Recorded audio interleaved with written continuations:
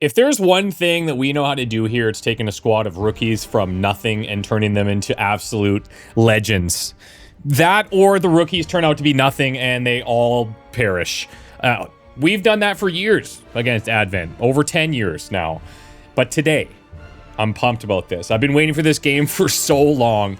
We are trading the battlefield of Earth for an entire galaxy. Yeah. This is Star Wars Zero Company, and we're going to have such a good time.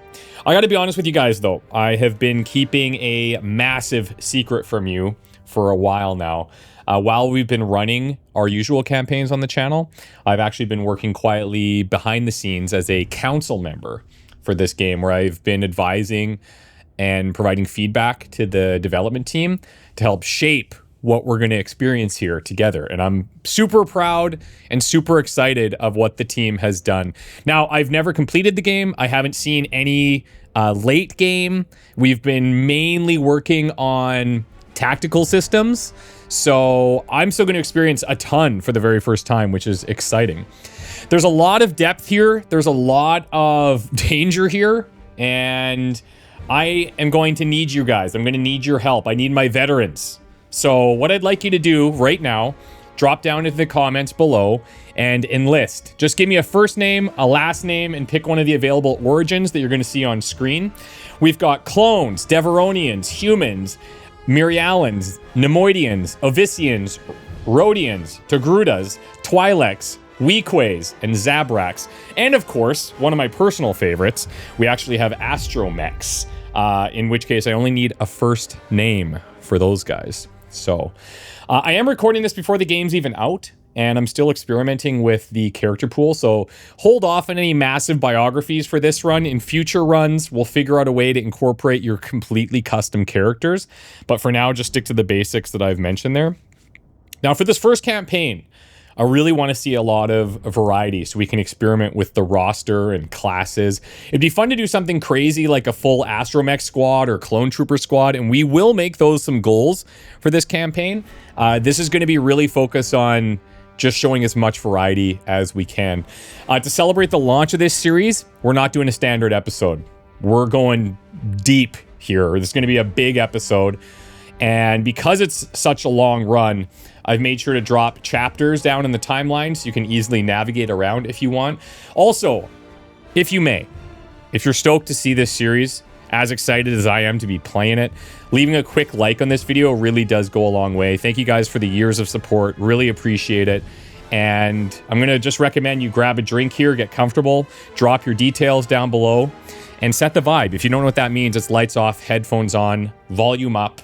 Let's let ourselves get into this one. Let's have a super time. We're going to do a brand new campaign.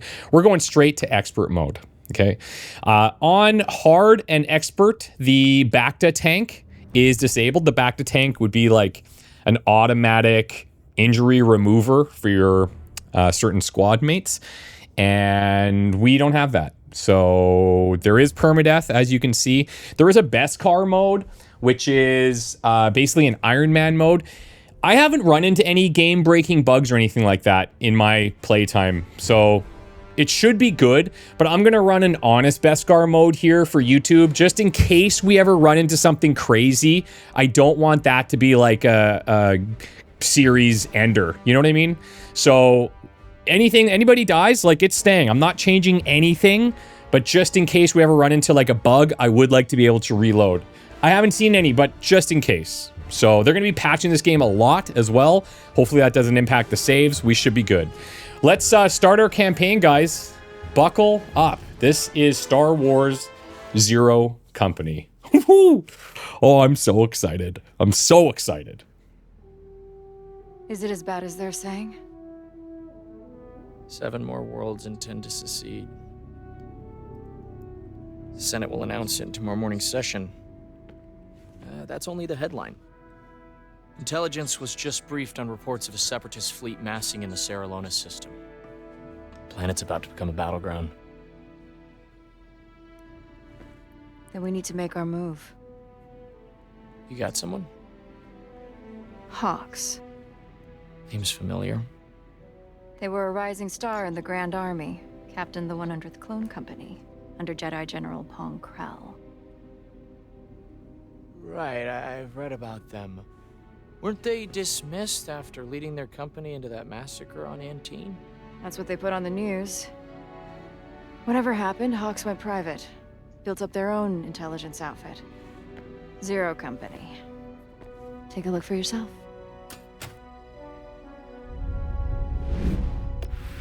Okay, we get to customize our main character here, and you can choose from one of 6 different origins. There are all of the ones that I listed earlier for other characters you create, but for Hawks, he has access to Deveronian, Human, Mirialans, Togrutas, Twi'leks, and Zabraks. I am going to stick with like a modified version of the vanilla male Hawks here. So I'm going to basically do a time lapse of me adjusting him in the way that I want, and then I'll show you what I come up with. So we'll talk more about his specialization and weapon class in detail, but in terms of appearance, let's go.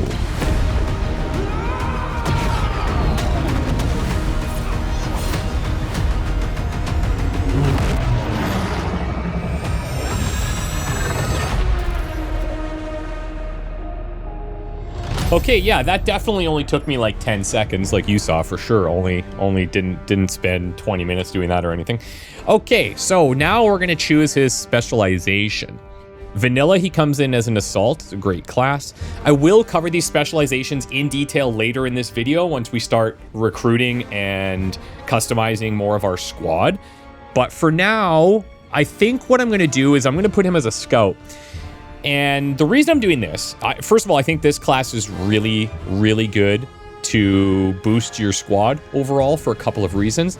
And he is on a lot of the main missions. So he's going to be out there active, and having this class just boosts everybody around him in my experience.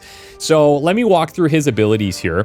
Ambush is a damage attack. It's his ultimate. The more advantage that you use for this, the greater the damage. I believe at stock, it's 2 damage per advantage that you use in addition to your base weapon damage.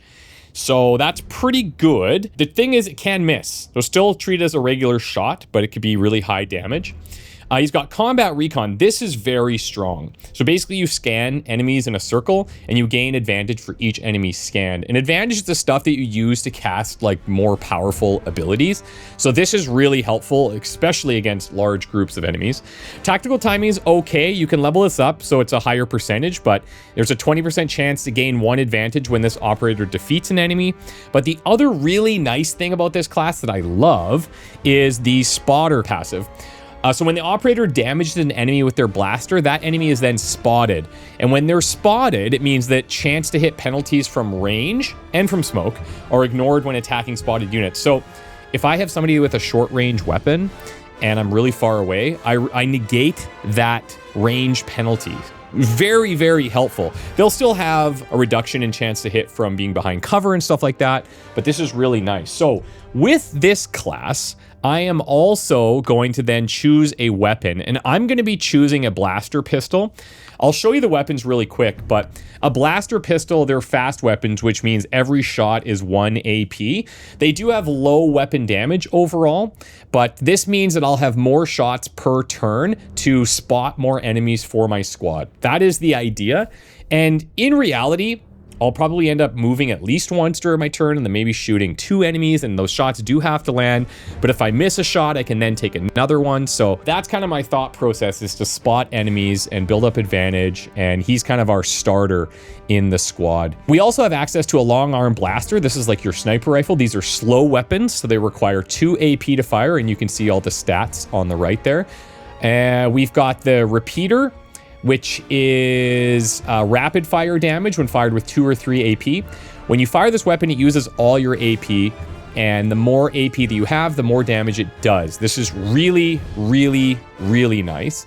And then you have the blaster rifle, where it's a fast weapon once per turn, and then additional shots are 2 AP. So if you don't move, you can shoot twice.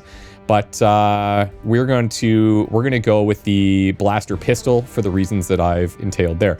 Okay, now here's his dossier. We can change his first name, which I might as well call him Odd Hawks, because obviously. His background is locked in. Hawks once served the Republic as captain of the 100th Clone Company, nicknamed Zero Company. After a failed assault on Antine decimated the 100th, Hawks was scapegoated and their military career ended. Out of the ashes, Hawks has rebuilt Zero Company as an independent outfit for hire, specializing in strategic investigations and tactical combat missions. So here is the female voice. Money in the bank. Absolutely. So that's our Hawks right there. There's a lot more story in this compared to XCOM 2, which I really like. I think it's going to be awesome for Star Wars fans, and even for people that aren't as familiar with Star Wars. There's a lot going on in this game. They're exactly what we've been looking for. Skilled, experienced, comfortable in a war zone. Known operators include former Separatists and Syndicate associates. I'll grant you skilled, but a band of crooks led by some washout? Fathom and the Coil aren't sitting on their hands. With Saralonis under threat, our window's closing. We take a risk, or we lose.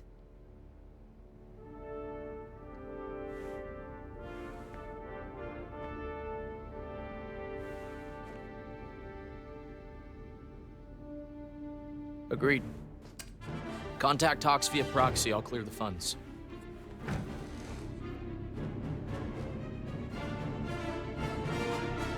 So for the first little bit, we're going to be going through a tutorial. We're going to have limited abilities, and then those are going to expand over the course of this episode. And as I said, we're going to do a long episode here. So my goal is to get to the point where we are recruiting people. Not everything is available right at the start, and you'll see it is a really, really good tutorial in case people have never played tactics games. Just gets you into this world really well. Ready to blast some clankers. Oh, I'm ready, Sarge. Yeah, I'm spoiling for a scrap. Pilot, look out!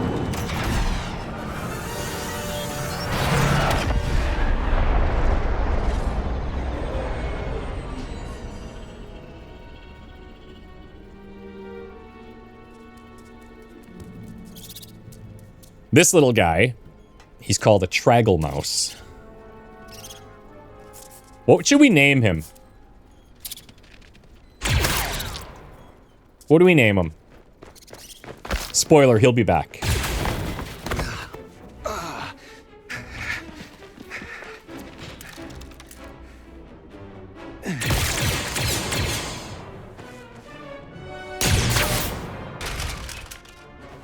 You still got it, old man.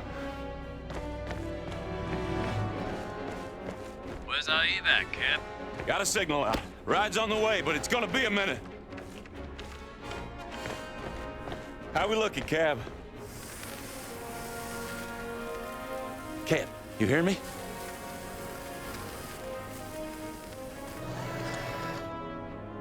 Hurry makes hurty. The slow working means the fingies keeping. Good for you, Pops. While we're all wearing blaster bolts for neckties, you'll still be able to do your arithmetic. Getting hot over here. We've kind of Keep on it, Papa. We're gonna buy you some time. got a Geralt of Rivia vibe going on, which I absolutely don't hate. So I'm going to move through this fairly quickly. This is pretty straightforward. It's going to introduce us to movement. In this game, compared to other tactics games, it's got this radial bar around the characters to select abilities. You can change that to a linear bar at the bottom. We might do that later. But for now, we're just going to follow the tutorial. And I'll explain anything I feel needs extra explaining as we go. Now that we're in position, we're going to start attacking. And we've got a great chance to hit this guy. One thing you can do, you can inspect the unit with F. And if you do that, you get just a breakdown of what faction they belong to, their health and defense, which you can also see at a glance on the screen. And then any buffs or debuffs. But importantly, they have some passives. So droids are weak against ion effects and cannot be healed. And then you can also get a shot breakdown here, which is blocked by the tutorial for now. But this stuff's really helpful later on. Anyways, we'll take the shot. And droids are just, these guys are cannon fodder, and they will continue to be cannon fodder, but sometimes they come in pretty large numbers, so. Okay, we're going to move Aurelio here, and you're going to notice pretty quickly that Aurelio already has an injury, which is not great. In addition to inspecting enemy units, you can inspect your own, and you can see which weapon they're using, their health, defense, any weapon mods, his passives. So he's got a 20% critical chance bonus against exposed enemies. He's being buffed by Fearless Leader because Hawks, that's his unique talent, and we'll talk about talents a little bit later on. But the injury thing, it's not just that you can have 3 injuries before you die permanently, but each injury has a stacking debuff. So when you're first injured, you have a minus 15% chance to hit. If you have a second injury in a mission, you're minus 30% chance to hit. And these are significant because that's on top of the cover bonuses, angles, all that kind of thing. So just something to keep in mind. We are going to take our shot from here. We have 40%. Yeah, not surprised. I love the cover destruction in this game. It's so cool. They've done such a freaking good job of this. Okay, flanking and exposing. Full cover and half cover, reduced chance to hit. To improve your chance to hit, look for advantageous locations to move your operators accordingly. So we're going to move up here, and we're going to go for a flank. Before we take the shot, I'm going to say this a couple of times over the course of this series, but it's very important that you understand your weapons and all of the bonuses they provide, because it's not always super clear. If I look at this attack, okay, yeah, it's going to use all of our AP. I'm reading at the bottom here. It's going to do 10 damage. It's ranged, obviously. It's blaster damage, additional rapid fire based on AP consumed. Cool, that's all great. But little thing off to the right here, this attack always damages the target's cover. This is based on the weapon. And each weapon kind of has like little subtleties to it that we'll get into later, but that's just something to remember. Also, if you want more information about any of the highlighted information on screen, you can hit T, and then you have access to this little sub menu to explain all of those things, which is quite nice. Anyways, let's go. He didn't have any cover because he was flanked, so we're not damaging cover, but this is really good to know for how you want to prioritize your shots. Ooh.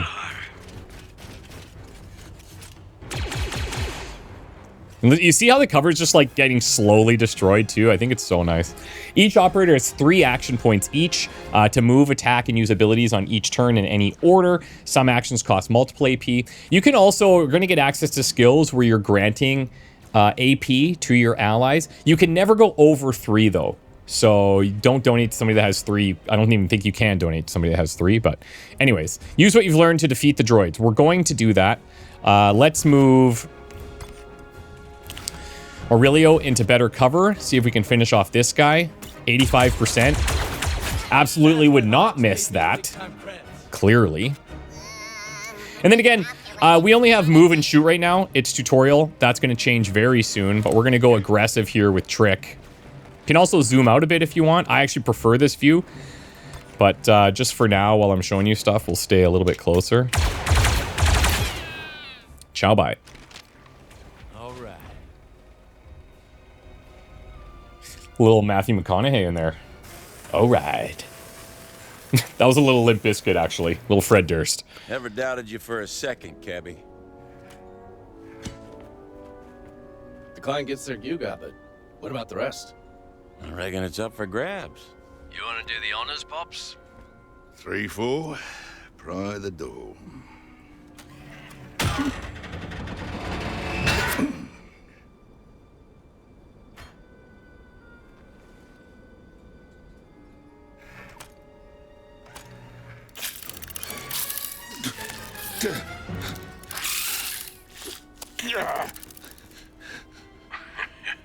There goes your score. Cab, check for more of those things in there. Cab, no checky. You. I'll cover you. Yeah, that's what you said last time.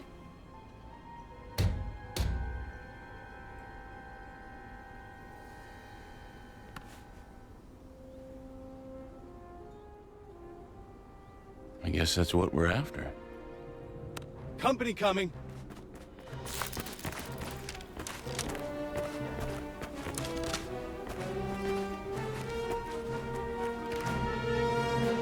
Eyes up. Look alive. These guys look way more badass, and they are.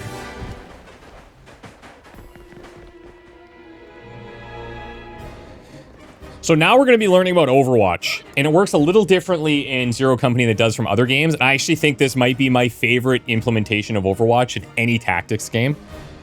Separatist mercs? Okay, Guess they're pretty fond of that hollow muck. Let's show them what we can do. we're going to move Hawks up here, and we're going to lay down some Overwatch. Now, what we do with Overwatch is you actually leave a cone. The further you push out, the more narrow the cone gets. The closer it is, the wider it is. But notice that there's a percentage chance to hit there. And that is like at this range, it's a 75% chance to hit your target. You can use this strategically because let's say that you just want to protect somebody getting into cover here. Well, narrow the cone to here or shorten the cone to here so that it's only firing at this point. If you want to set up like a specific choke point, you don't want them going this way, you can set it this way instead of this way. I just think it's really, really nice. There's also a 50% chance that each Overwatch shot that lands will just stop enemies in their tracks and they can no longer move from that position. So really, really strong. It is 50%, I swear to God, but in practice it feels like it never hits as much as I would like it to. You know what I mean? But that's when you're playing games with percentages. That's life. I don't like the look of these seps. Okay, so we're gonna set your Overwatch here. And maybe I'll just show you the details here in the bottom right. You can actually take more shots in Overwatch if you have more AP to spend. So if you set it with 3 AP, you could take 3 different shots. Now those 3 different shots are at different targets. You're not going to take 3 shots at one guy. So just something to keep in mind. But then you can get your Overwatch canceled as well. So that's also something to consider. Okay. I'm on Overwatch. Let's go. Oh, that had to hurt. Guts. Not badly bad. They've got me on watch. Yes, they do. Stay sharp.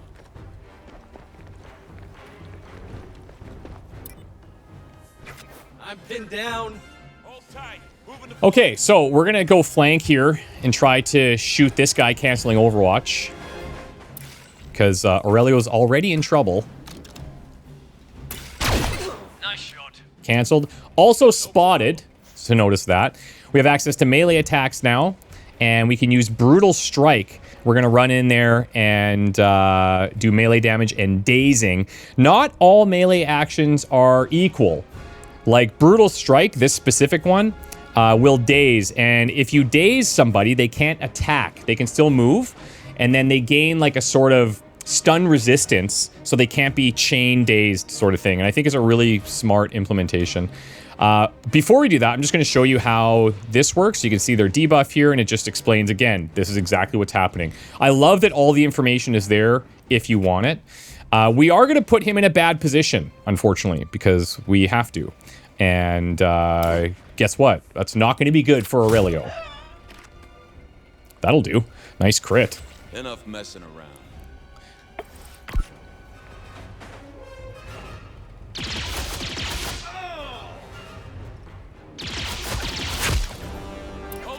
So he's downed. That's his second injury now, which is not great. What we can do is we can actually go and rally him. So we click on him, and then when you click, the melee targeting stuff and the rally stuff, I think it works so well too. You click, and then you just choose where you want to end up. So we want to end up in cover over here. Also, each time you do that, you can see it builds your soldier bonds. We're going to talk about that quite a bit. Operators can suffer 3 injuries. Aurelio now has 2. An operator who suffers a 3rd injury will be killed in action when permadeath is enabled, which it is.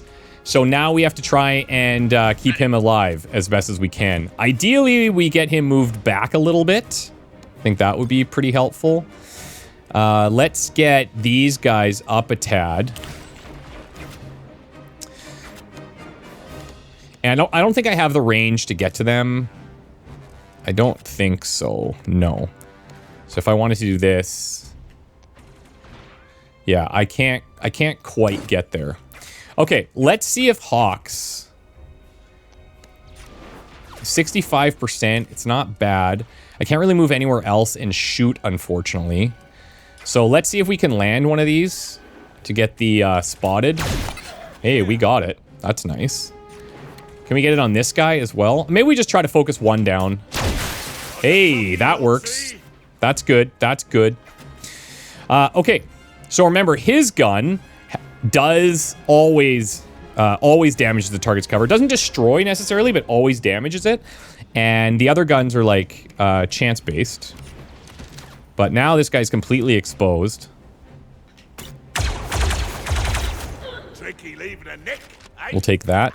And then if we look here, we shouldn't have this high of a chance to hit because of range, but because of spotted, it's really nice. So we're gonna keep him here, and he gets to shoot once with the blaster rifle for a fast action of 1 AP, and then the remaining shots are slow actions. So he's gone. Now what we could do is move Aurelio to a safer position. And instead of taking a 0% there, if he was spotted, the chance is probably like 65. We'll do something like this. I don't know if he's going to try to move up or not. Let's see what happens. He is moving. Big whiff there, unfortunately. Okay, but he just ran big time. He's scared. As he should be. As he should be. I can get right in here. Let's be super aggressive. Get the spotted thing going. He's in kind of a tricky spot for us.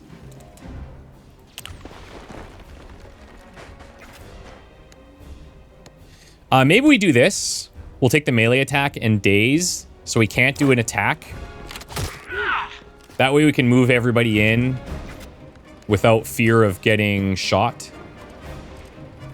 I'm just seeing where I could possibly get a better angle. Nope, 70 is going to be as big as it is.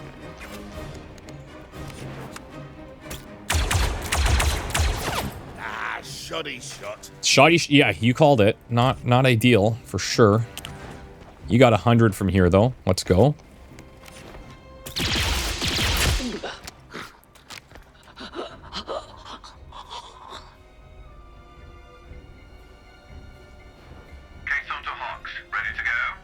We've been ready, Mevo. Where are you?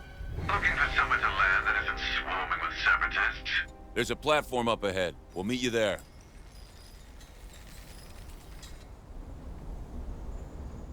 Okay, now we get introduced to this kind of, these are usually small sections of navigation, sometimes between mission parts. Look at that, first of all.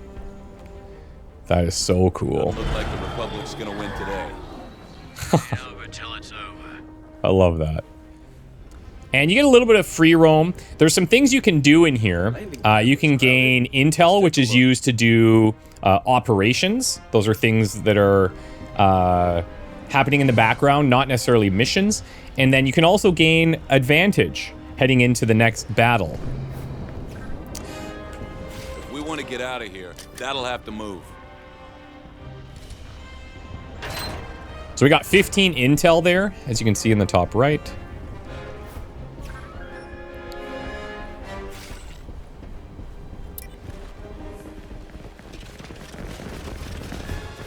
It's a lot of little droids. Oh, good. Okay. We're all friends. So we now have access to a grenade here on Aurelio.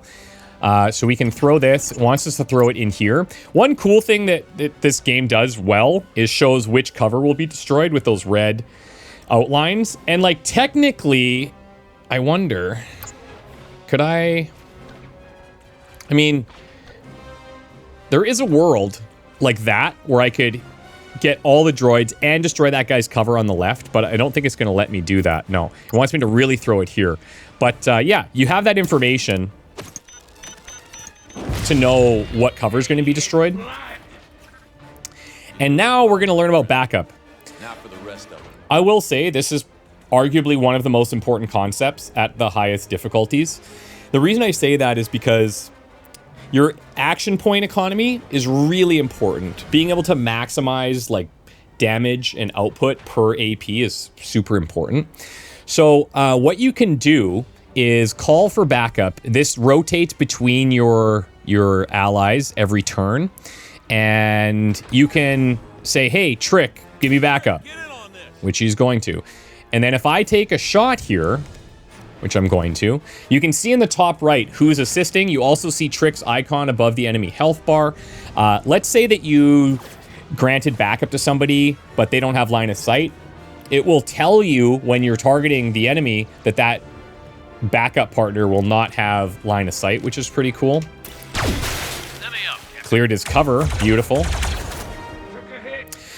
And what's amazing about this is, like, that was a free shot from Trick without spending any AP of Tricks. I think that's really cool. We've got hazards as well, so when you see things like this, you can close the radial menu, and you can click on this to aim at it, and we're going to take a shot and blow this up.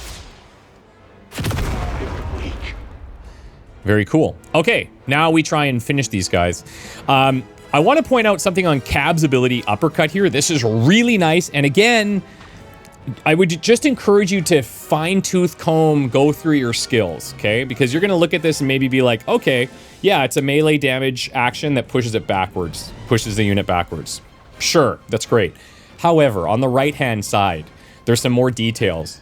Extra impact damage for each object struck, and, more importantly, defeating the target restores all the AP used. So, if we go in here and we get this kill, which we're going to, all of the AP used for that skill is going to be refunded. We're also breaking that guy's cover. So now I have 2 more action points here.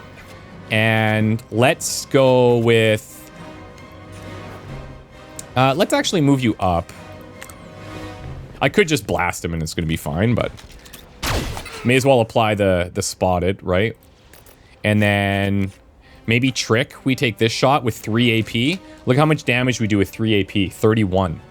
And it gets overkill here, but just to show with those types of weapons, if you have max AP, it's significant. Landing pad's just ahead.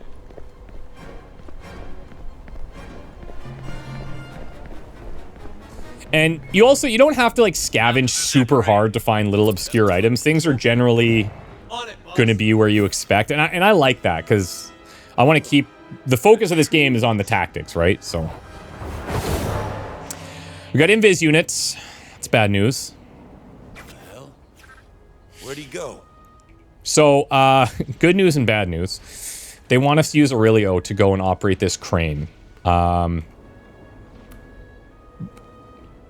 one out. Be strong, buddy. There she goes.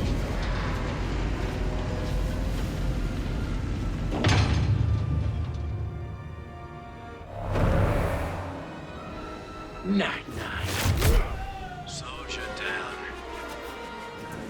Okay, now we get access to advantage, though. Aurelio's down, so moment of silence. And we persevere. Powerful opponents require special abilities. Special abilities cost advantage instead of AP. The squad gains +1 advantage each time they damage an enemy. That includes if I throw a grenade that hits 3 enemies, I'm going to gain 3 advantage. This resource is shared between all operators in the squad. Use Hawks to shoot the striker and earn +1 advantage. Now, I will do this, and then I want to explain something important here. Got the crit, really nice. So, here's a special ability. It did mention it, but I want to be extremely clear about this. When you're using a skill that uses advantage, it doesn't use action points. So, even if you've used all your action points, always go through your squad to make sure that there's nothing else you may want to use that's just using advantage. Very important. Trick has this rocket strike ability. It's quite strong, big AoE, costs all of your advantage, and does 16 damage at the first level. You can upgrade that as well. Fire in the hole. And the explosions are just like so good. Sound design, so good. Like everything is so good. I have this one guy sitting back here now, and I would like to deal with him.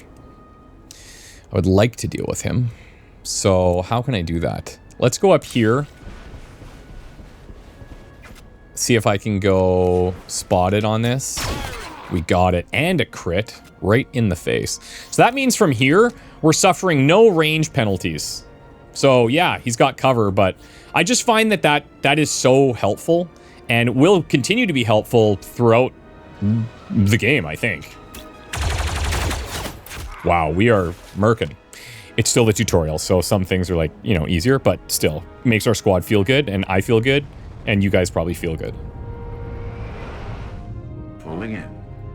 We see you, Mevo. Go ahead and power up a stretcher, too.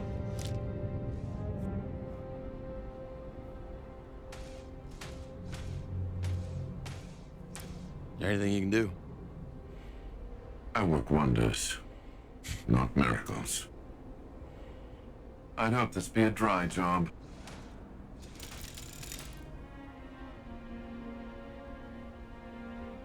He was a good operator. He knew the risks. Went in with eyes wide open. Kind of have to be a bit cold. Hawks, we have a survivor.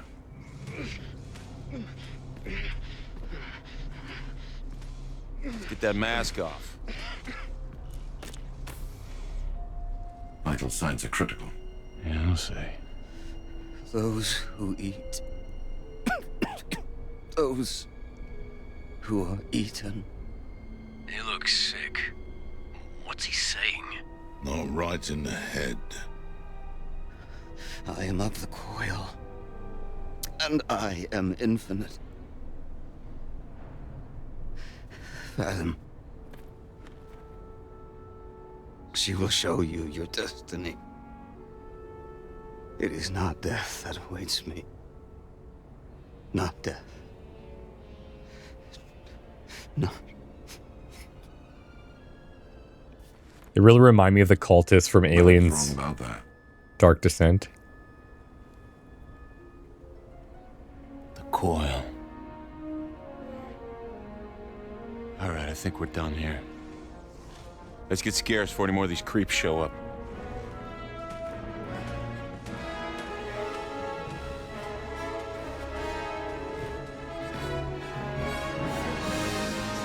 Not too shabby. We got the hollow puck.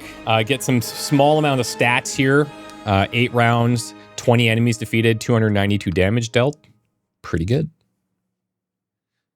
Pretty good.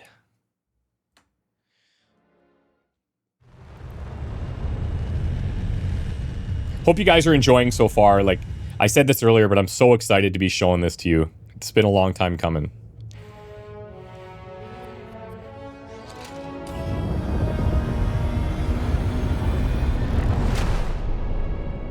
Home, sweet home.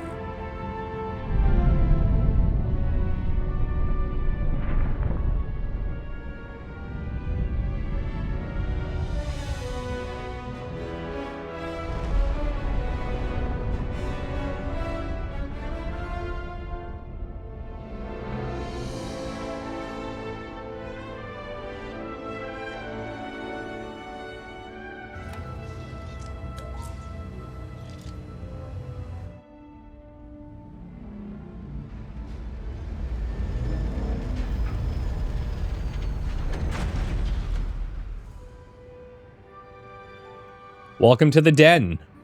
This is our base.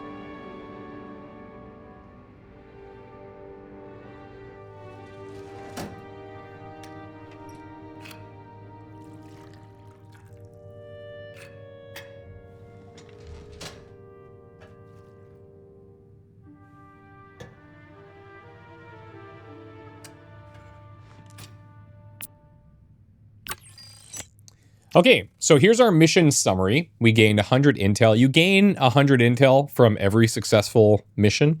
You can also show bond details here. This is really cool. I won't go through this every mission, but maybe for the first few I will. It just shows you what types of things help build the bond between teammates here. And then another little bonds summary here. Can't keep working like this. If this about the refresher, Cap said it wasn't his fault, but he won't do it again. What?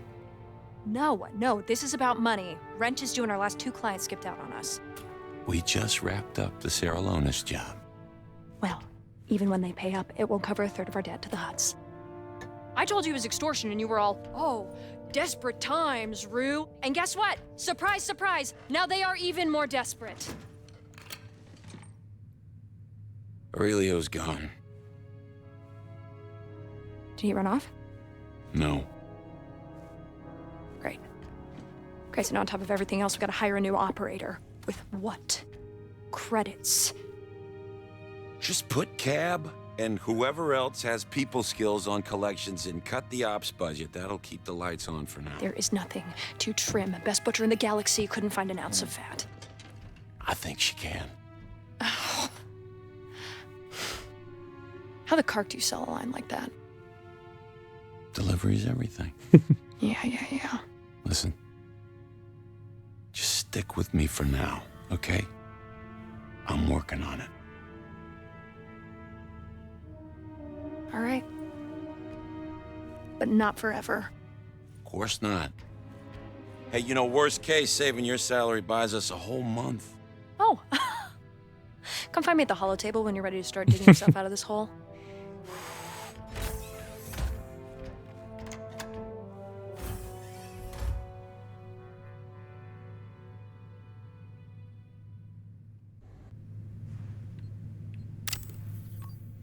It's cool. Every time you start a new cycle and you start in this office, he's in a slightly different position. Sometimes he's like sleeping in the chair and stuff. It's just a nice little touch. You have a pretty decent office, I would say. The Den is a decommissioned cargo freighter permanently docked at the Ring of Kafrane, a mining colony and deep space trading post. It's our home between missions, a place to devise strategies, manage loadouts, and check in with your operators. We will be upgrading our base to unlock a whole bunch of different things. And this is another free roam section. However, you can use the map to jump between sections and essentially treat it like menus. The thing is, especially early on, we want to be talking to all of our companions because that's where we're going to get a lot of the story stuff from. And yeah, anyways, we'll find a really cool gameplay loop to do this. Let's see here. Of course, you can play the instrument.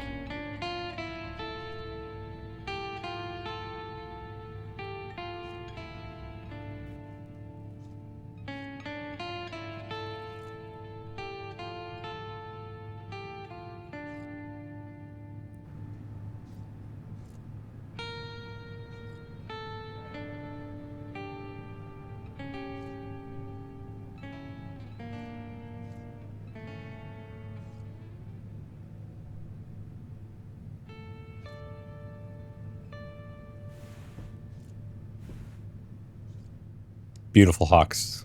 Absolutely beautiful. Okay, let's talk to Trick. Look at this place. It's pretty good. Like, this is pretty nice. Hey, Cap. A shame about Aurelio. Yeah.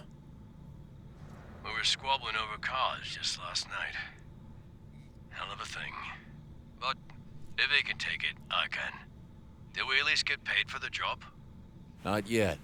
Still waiting for our mystery client to pay us a visit.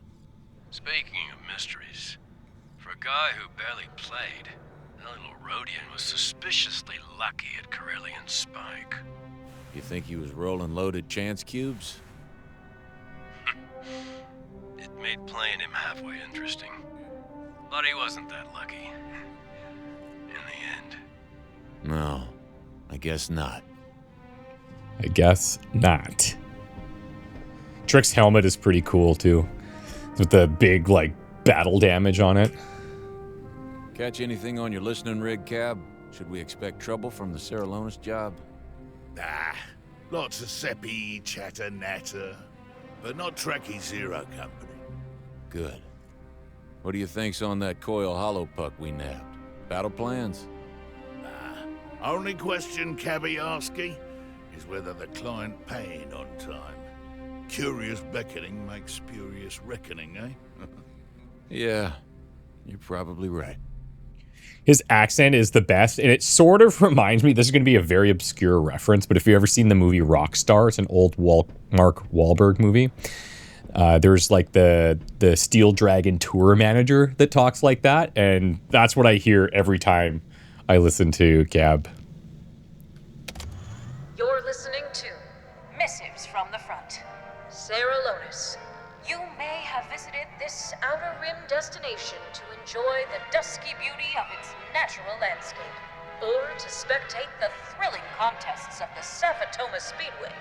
But you might not have known that Sarah Lonis is also a crucial node in the Republic's Outer Rim presence. A way station for Republic ships seeking to bring peace to distant worlds. Well, all of that changed yesterday, when news broke of a Separatist battle fleet darkening Sarah Lonis' skies. Republic response, led by Admiral Doran, was swift, and our valiant men inflicted heavy losses on the Separatist lines. But ultimately, the Admiral was forced into a reluctant rout when Separatist reinforcements arrived, led by the vile General Grievous. But dawn will break on Sarah Lonis. Admiral Doran has vowed to retake the world just as soon as resources can be committed. A reminder of the intrepidity of our faraway heroes. This has been your missive from the front. As ever, we are your eye in the sky, your boots on the ground, and your connection to our heroes afield. One people, one Republic. This is probably a good time to ask for the Star Wars experts that are watching. If you have time and if you'd like to, I think it would be cool to pop down into the comments and explain, you know, some of the terminology, some of the key people that we're learning about in this game as we go, and how that relates to Star Wars lore. I just think it might be nice for people that aren't as versed in the world to get up to speed. So I would appreciate that if you guys are down. Any maintenance issues to report? Don't worry about it. Well, now I'm worried. Not very confidence inspiring. Wish we had the credits to get this bucket of bolts working again. Oh, don't you worry. We will. Come over to the Holotable, Hawks. Astromechs, some of my favorite, like, they're so fun to use, but they're very specific. Like, they can't shoot. Well, we'll talk about them when we get to them. Here's our memorial. Had style. I'll give him that. Aurelio, one mission, 7 enemies defeated, died to a coil striker on Sarah Lonis. Rough times out there. Here's our map. So here's things that are going to be unlocking. We'll also be accessing and upgrading different things within these. So yeah, we'll get to all of that in due time. Disha, my #1 Dentech. How's it going? Clarify, please. Everything good with you? Everything? Unrealistic. How's the case on? All systems operational. 1 for 3. Not bad. Not bad. I will say one thing I wish we had, and I'm rallying hard for this, guys, okay? I'm really rallying as best as I can, is some type of photo mode I think would just be beautiful, because like there's so much cool stuff happening in here. Hey, look! Look who's back there! Look who's back there! It's our little unnamed Traggle Mouse. Hey! Get over here! Get! He's cute. I told you he would come back. So, yeah, if we have names for him, let me know what you're thinking. Again, down below, that would be cool. But yeah, photo mode would be exceptional.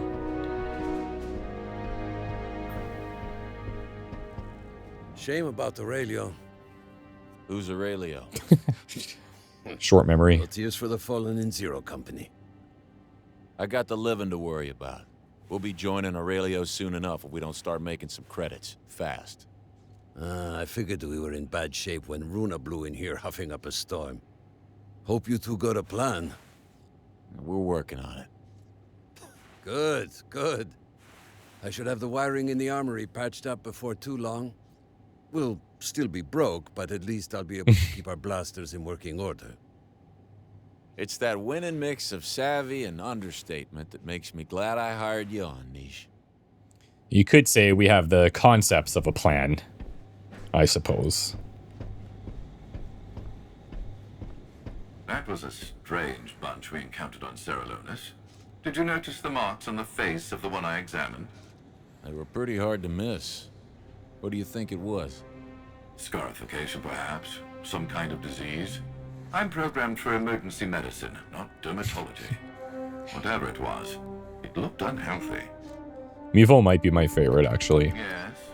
Here's the med bay. So this allows operators to recover from injuries sustained during dangerous missions or operations. Standard beds require 1 cycle to heal. Basically, a cycle is a mission. You go out on a mission, that's 1 cycle. The back to tank provides instant recovery, but as I mentioned at the beginning, we don't have that on this difficulty. Injuries negatively impact combat stats and must be treated carefully. Accumulating 3 injuries results in permanent death. So we will try to avoid that as much as possible. I have something for you at the Holotable. Well, let's get to it. You're not gonna like this, but the alternative is worse. There's somebody that would like to talk to you. Hello, Gorga. Chimusa uba bota jawama di bata grancha. Inka uba chalik ula tani uba fuba.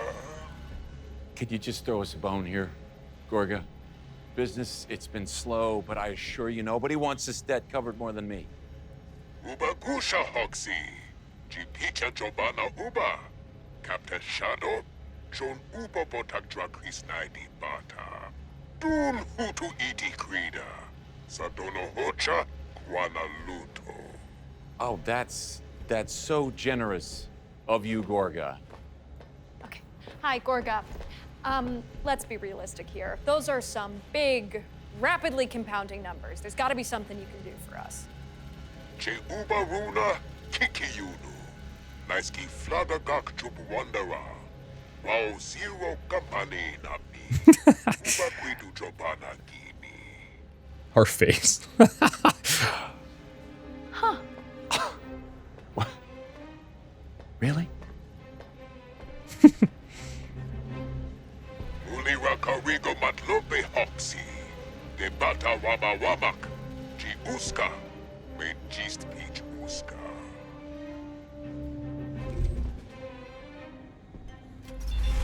Okay, we're at the Holotable. This is where we go through operations and tactical missions on the current cycle. Certain adventures are critical to advance the story, and all objectives have a limited time frame to complete before they disappear. This is important. You will not be able to respond to every opportunity, so choose the ones that you want to wisely. At the start, we're just going to have like 1 selection that's going to open up pretty considerably. So Gorga's suspicions. Gorga the Hutt has grown suspicious that one of his clerks is colluding with his rivals. He wants us to tail Bruckner, the clerk in question. I always thought it'd be fun to play in tournaments.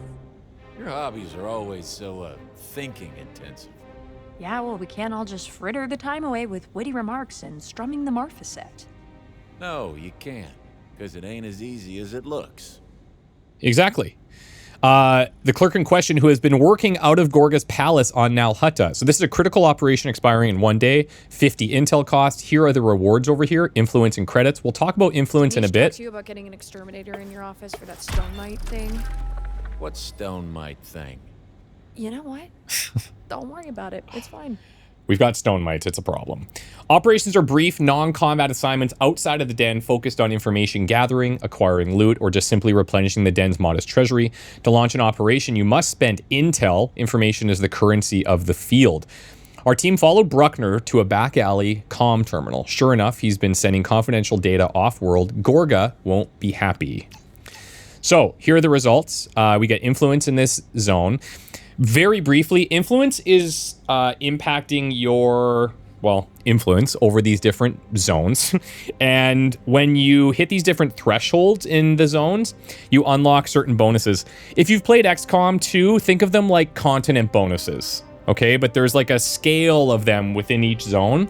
And some of them you're going to want to focus on more than others. So you may prioritize doing certain operations to gain influence in those zones, but we'll focus on that when we get access. And then 500 credits as well, not too shabby. Okay, so now Gorga's revenge. Gorga was none too happy to hear of Bruckner's deception. Unfortunately, Bruckner must have caught wind because he's just fled to Navarro. Gorga's hiring us to deal with him.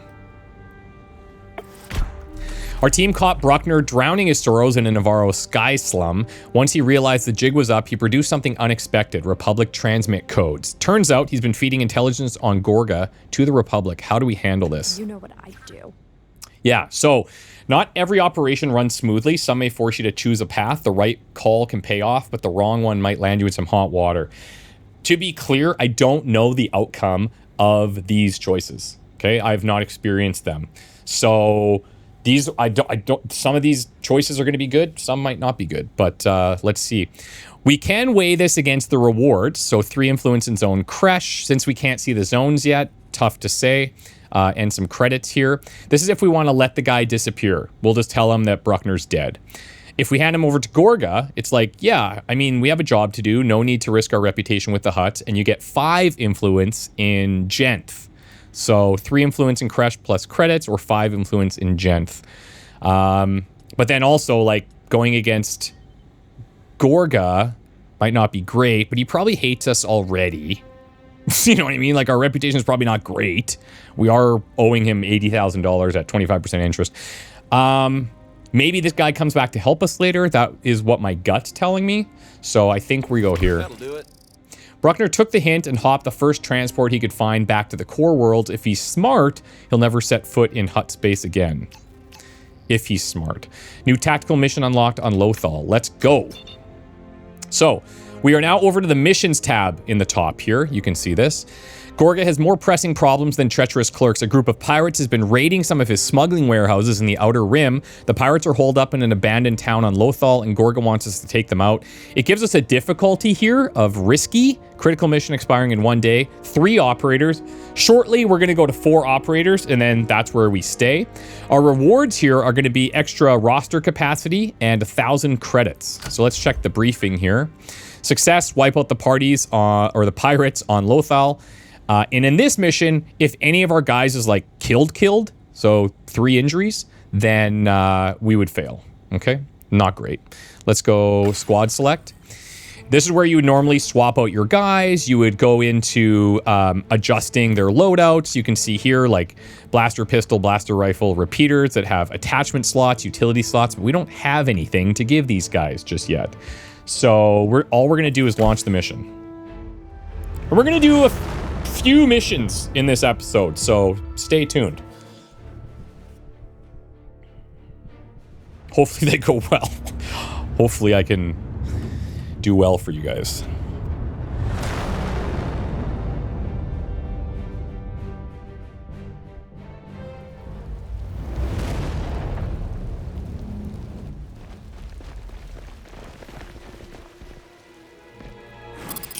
Okay. How do we want to do this? So now we're down to the linear ability bar, and that's adjusted in here. This is an option that I set before the game. Now, there is one downside to this that I believe that they are going to patch in here. But earlier when I told you could hover on an ability and hit T to get additional information, you can't do that with this bar.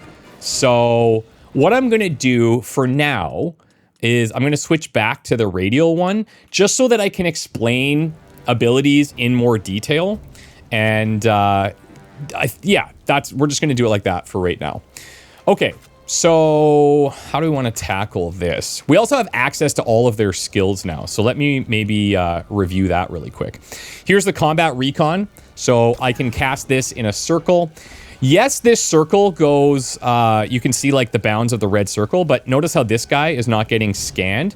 They still have to be within this blue distance ring that you see around the character. So we would want to move up to scan those guys. We've got his backup skill available. This is the ambush skill. So you take a shot and it increases final damage by 2 for each advantage that you spend on it. You need to have a minimum of 4 in order to do this. And then this is his Pico 5 skill that only Hawks has, and he can grant an ally additional AP with 3 advantage. You can only use this once per turn. That's another thing to note on these abilities. So you can see also this yellow little dot here. That indicates how many uses of it you have per turn. So pretty handy. Okay. Now, I think what we want to do is try to spot these guys. Let's start here with Hawks. I'm going to zoom out a bit. And maybe right off the get here, where am I going to be able to get shots with you. I could go from here, but then, like, these guys come in, get a good angle or even a flank on me. So I kind of feel like maybe I bring you here and we try to destroy that cover, see what happens. Because you're not going to get a shot from down here, it doesn't look like. No. Yeah, okay. So Trick, come in here. We're going to put backup on Trick. I'm going to go with the spot attempt. What I might also do is do a little combat recon just to gain some advantage right now. Let's actually see how my shot goes, because that might change. 70% here, getting assisted. Beautiful. Okay, we like that. So this is maybe, this might be indestructible cover then, because we didn't see any damage there. Now the question is, do I want to take this shot? Because now I'm up to 100%. No cover bonus, and that's because of the angle that we're shooting from. So we'll take that. You can only shoot down there.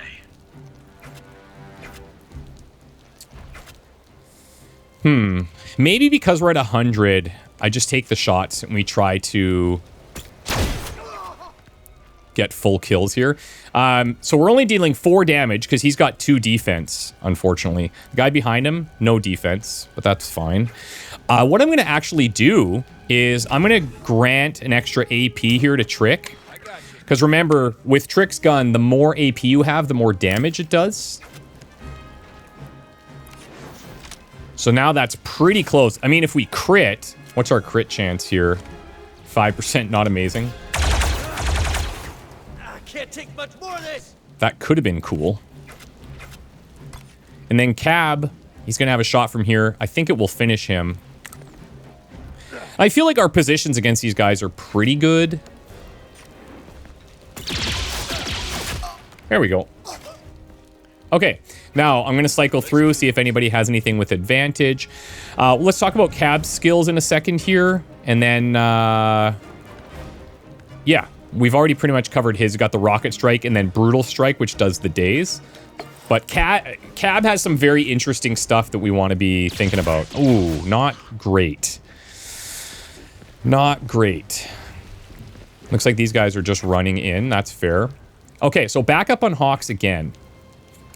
Let's take a look at Cab. So Cab's skills, he's got Identify Weakness. This costs AP. You can use it multiple times in a turn if you want. It makes a chosen enemy vulnerable, which means the next attack will critically hit him. It's got a range of 12 meters, so I can't just tag anybody that I want. But that combos really interestingly with Easy Mark. This is an advantage skill that costs 7. It's a single enemy attack. It marks one enemy, allowing this operator, so Cab, to assist the next ally that targets that target. That's cool and everything, but if you pay attention to the right-hand side, when the ally this operator assists scores a critical hit, this assist also scores a critical hit. So pretty handy. We'll see if we can put that into play. And then he also has the uppercut, right? Which does melee damage and pushes an enemy backwards. I'm just going to see who we could possibly reach here. Can actually reach this guy too, which is interesting. But then, you know, we're completely exposed to this enforcer on the left there. But what we might want to do, we could consider at least going for like this play for one, and then moving into full cover and then trying to deal with these guys down here. Because then this guy's dazed and we don't have to worry about him for this turn. I think I will do that. Got the crit on that as well. Beautiful. Okay. What are our shots like here? Not incredible.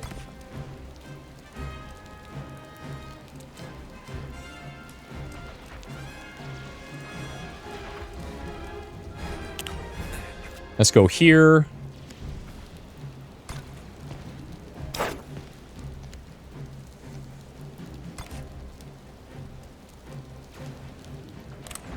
I'm going to see if I can get the...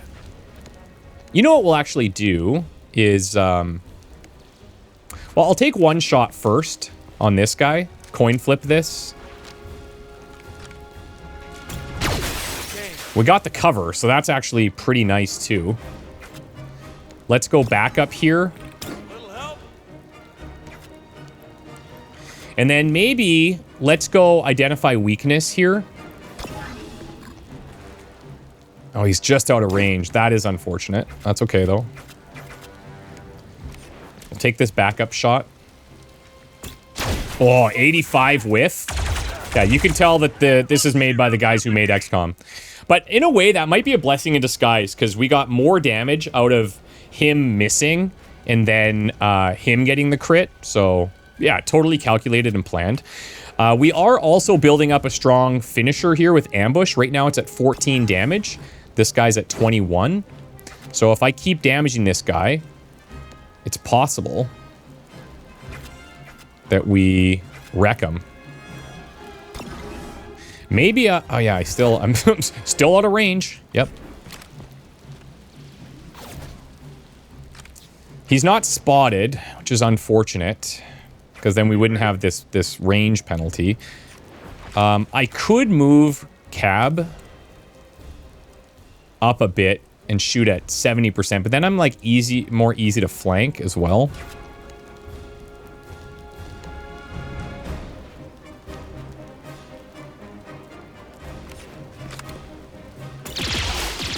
We are not rolling these numbers very well. Tell you what, don't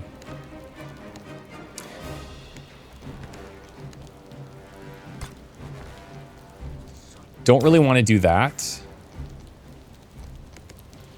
I'm going to move into the full cover here. That gives us an 85 down there.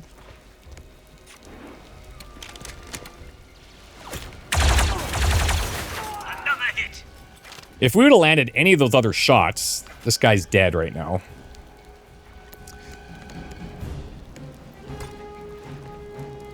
Challenge is we don't know who's going to act first, because if this guy acts, he might proc this Overwatch. I do have the finisher shot if I want it. I also have a donate. I have the Pico 5, which maybe I give to Trick. That's 11, but Trick's damage is, I think it was 10. I think he's dealing 10.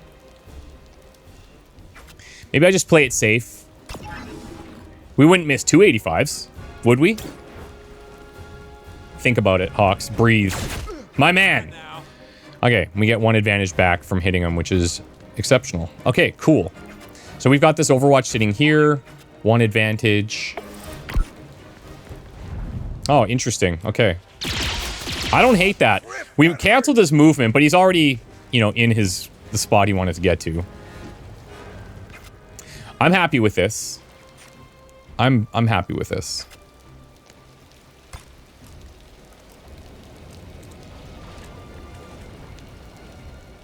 Now, I happen to know where the reinforcements are coming from in this mission.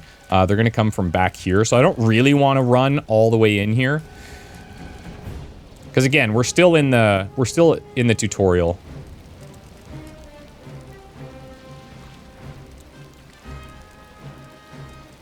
I mean, we're still... Let's go here. Get the spotted benefit there. Now, I have to be careful about this guy. Notice he's got that stun resistance now, so he cannot be stunned or dazed for the rest of combat.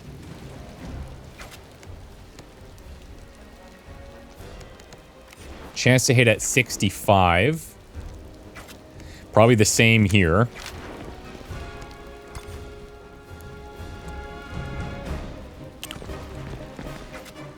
Let's do this. Grant the backup to Trick. Now, here's the interesting thing about backup. You notice when you use it, your bond goes up. So that's your experience for bonding with your teammate. The higher that is, the more skills you get to unlock with each of those bonded units. We'll get into that, well, probably after this mission. But even if you can't make an attack on the turn, you should still just use that ability. Because right now, it's just granting the experience regardless. I actually, I want to check. Yeah, I may... I feel like I may want to do this. The problem is, like, I'm not going to have enough damage to get rid of him. Well, that's not necessarily true, because I could grant him an extra AP as well.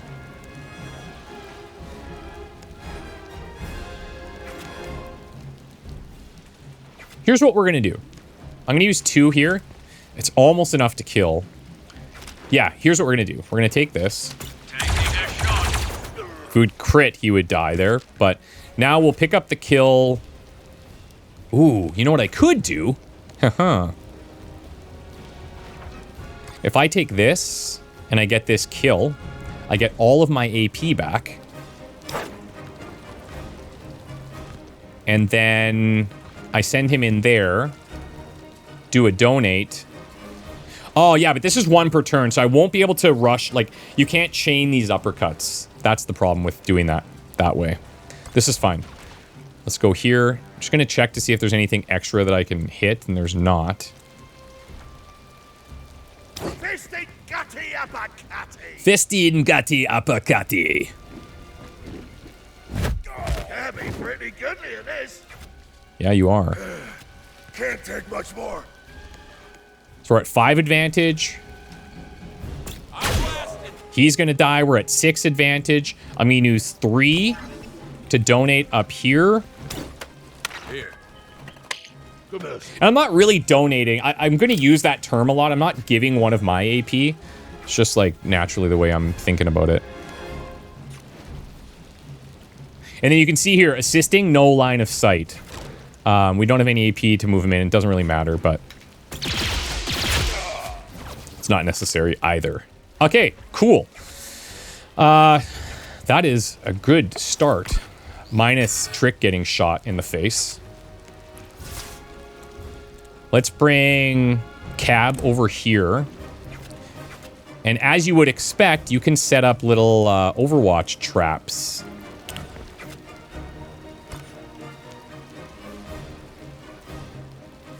And like I said, like on this turn, for example, I don't have any shots that I can take, but I'm still going to use my backup here to boost our team, or boost our bond.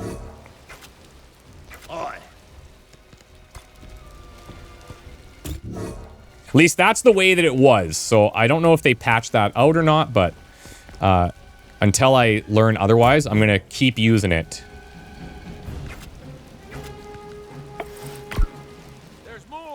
Now, when you see reinforcements coming in, they're usually entering from, like, a hole in a building or a door or whatever. Ooh, nice. Cancel it. Oh! Okay. I made the comment. Oh, okay, we missed that. I made the comment earlier that I feel like that 50% doesn't trigger very much, but, you know, to be honest, it has been pretty good. This is a situation I may want to try and set up the easy mark. So we can get like a double crit here.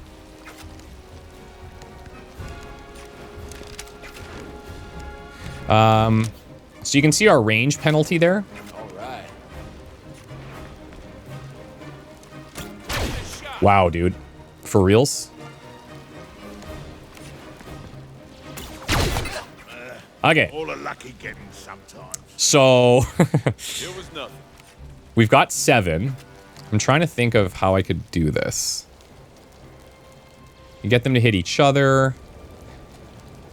I'm trying to maximize my output here. If I take his shot, then he's done shooting for good.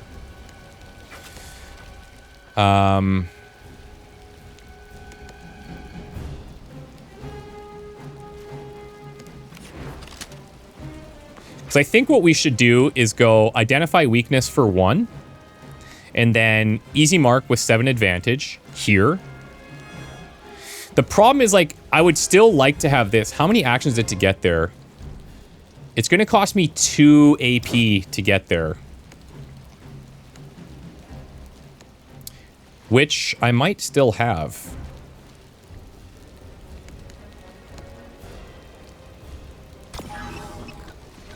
Spend the 1 here.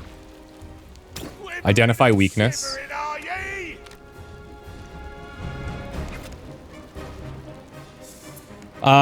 This will not do the daze, though. That's something I have to keep in mind. So somebody might still get shot. As long as it's not trick, then I feel okay. Let's go here. Blood's not the bath, believing, eh? So now he's going to assist the next person that shoots this guy. And I actually don't know if I call for backup on him if he'll shoot twice. That would be kind of cool to test. But what I'm going to do is call for backup here. Now all 3 of us are going to shoot.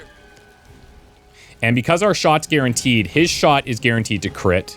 So that should be enough to kill. I'm curious if his will crit as well.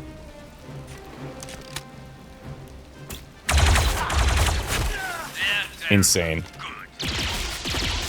Crit, crit, crit. I think it does. That's, yeah, so there's a nasty little combo for us. I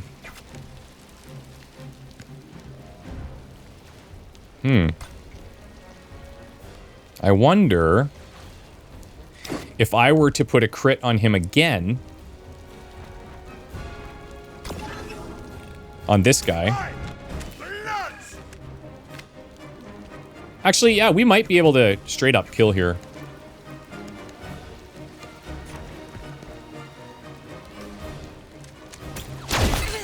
Got the... Oh, yeah, got the spotted crit. Yeah, that's fine. I actually wanted to save that. So what I wanted to do is spot first, then apply the crit, and then go in with the melee attack to finish. But I think we'll have enough damage here anyways, just based on a quick visual of that health bar. Yeah. Very cool. So you can see some of the neat little synergies here if you really think about how to organize your stuff. Very nice. 5 rounds, 5 enemies defeated, 216 damage dealt. Trick got shot in the face, but he's fine. According to his helmet, he's been shot in the face multiple times.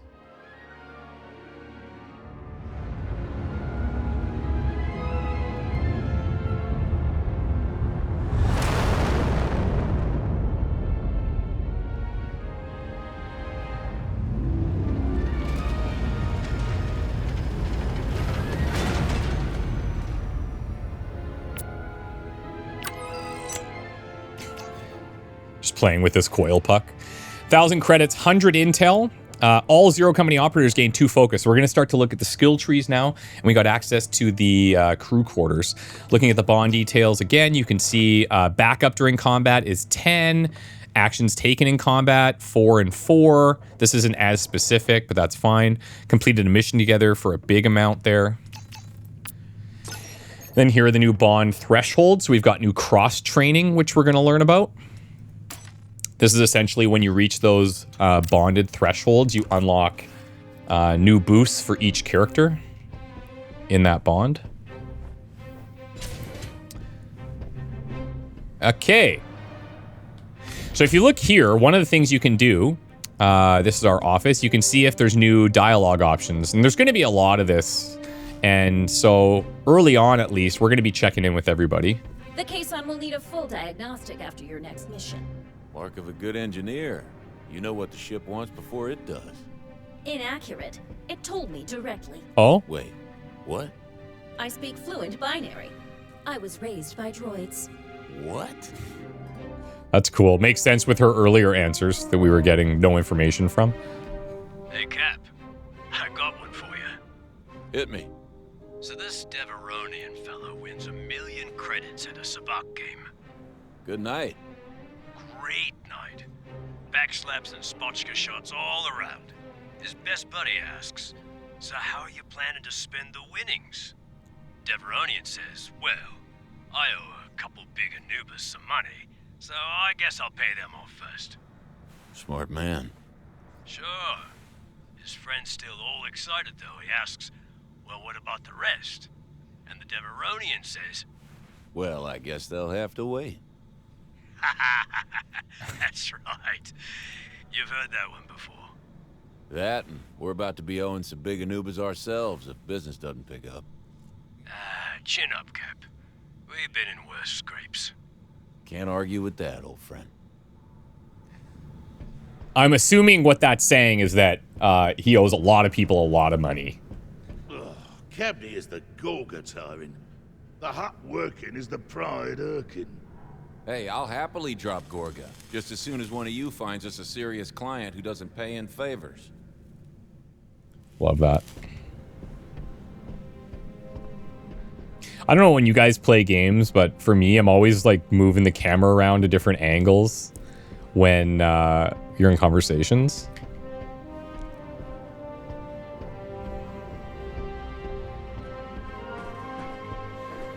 We're short on Bacta. I'll be diluting the supply until a fresh shipment arrives. No need. No change in efficacy expected. No change. My kind of plan. I wonder whether the creation of Bacta was a blessing or curse for your kind. Its effects are miraculous, of course, but I can't help but feel that it desensitizes you. A person who does not fear injury becomes far more willing to risk violence. Mevo, if you understood my kind at all, you'd understand this. We never need an excuse to get violent. God, too real. I think it would be so cool if on hard and expert difficulty, they changed that interaction to talk about how there isn't any Bacta available. When we first started this outfit, what was the first thing I told you? I won't be here for more than a few months. Touché. That. And whatever you do, don't get too deep in the red with the Huts. It's not the Huts, it's Gorga. He's a reasonable guy. You can tell from the monocle. He's the Hut Council's accountant, Hawks. You know what he uses that monocle for? Looking for financial discrepancies. Which, once he finds, he ruthlessly eliminates. All right. I'll figure something out. You better. Because when his bounty hunters come knocking, I'm pointing them straight to your office. As you should. Look, at top right, I've got 2,000 credits. Like, we're almost all the way to 80,000. It's insane. Just gonna check and see if we got anybody chilling over here. I don't think we do. I don't know where our little buddy is.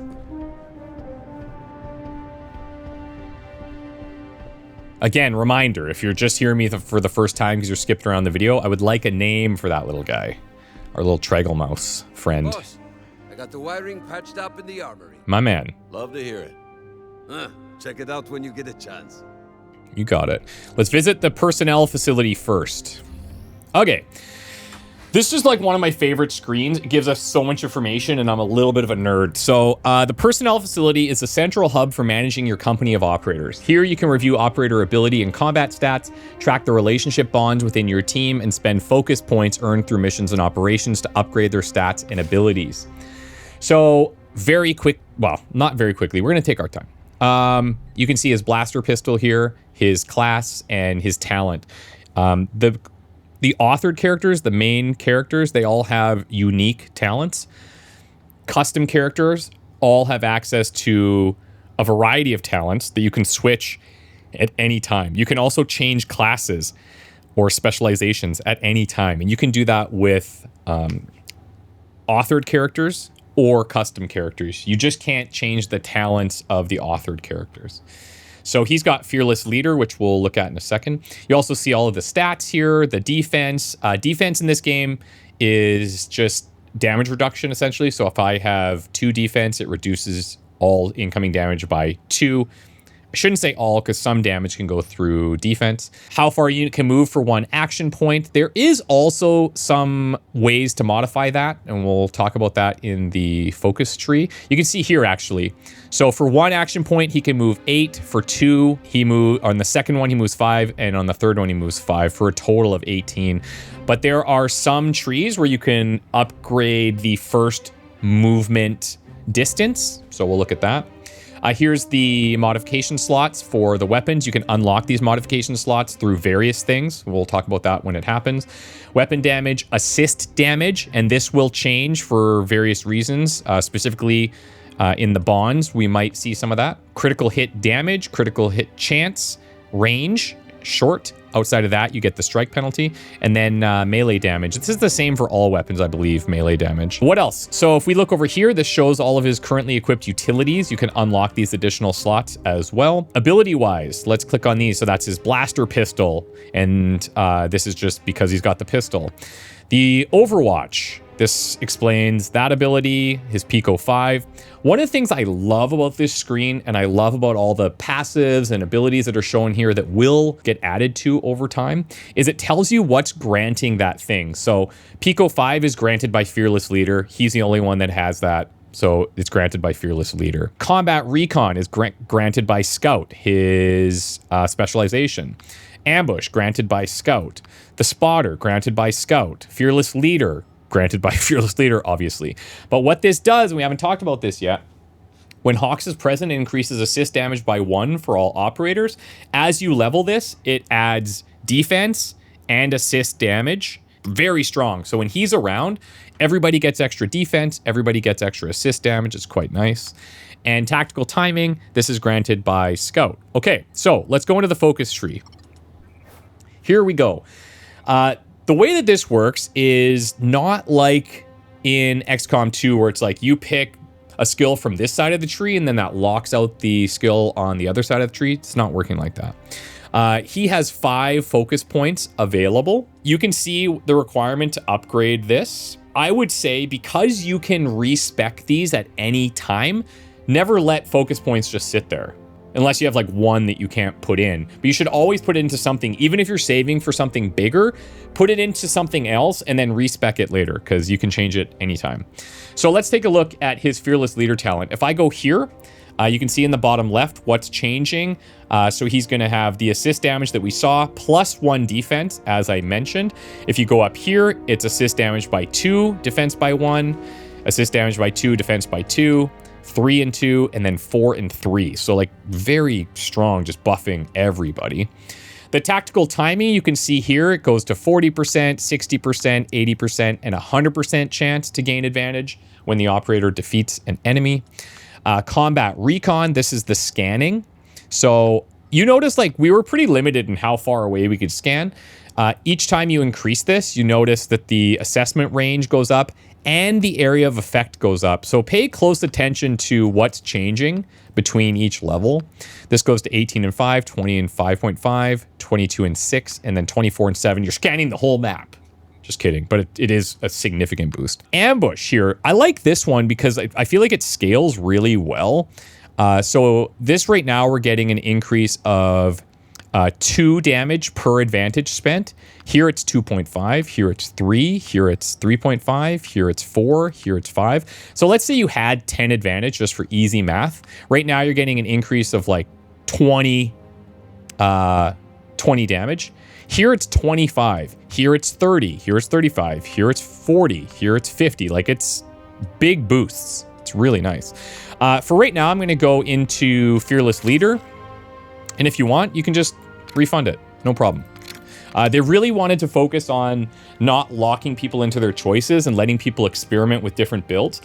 I will say, in my opinion, I would love an extra mode in the game called, and I'm saying this here, and I've said it to the team, I would love a mode called like Jedi mode or something, where all of your focus points and talents that you choose and specializations that you choose for characters are locked in. You cannot change them.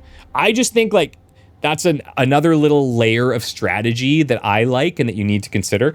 But because this is our first playthrough, we are going to be probably changing things over time and experimenting with stuff. And I think for a first playthrough, that's probably a good thing. Okay, so what do I want to do with the other 2? I'm not going to lean into tactical timing too much until I can level it up to like at least level 3 or 4 where it's a more significant chance of this happening.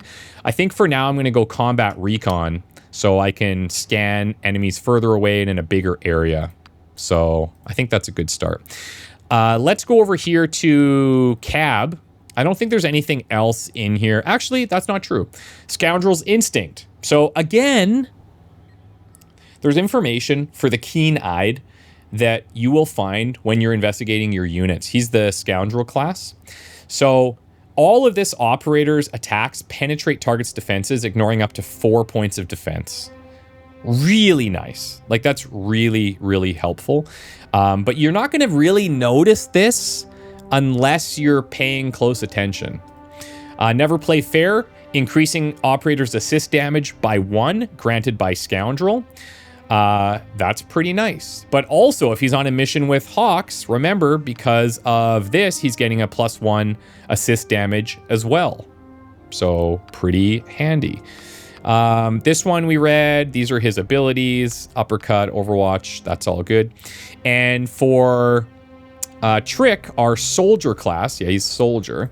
Down here, he's got Clone Armor training, so as a base defense of 2, that's granted by For My Brothers, that's his unique talent.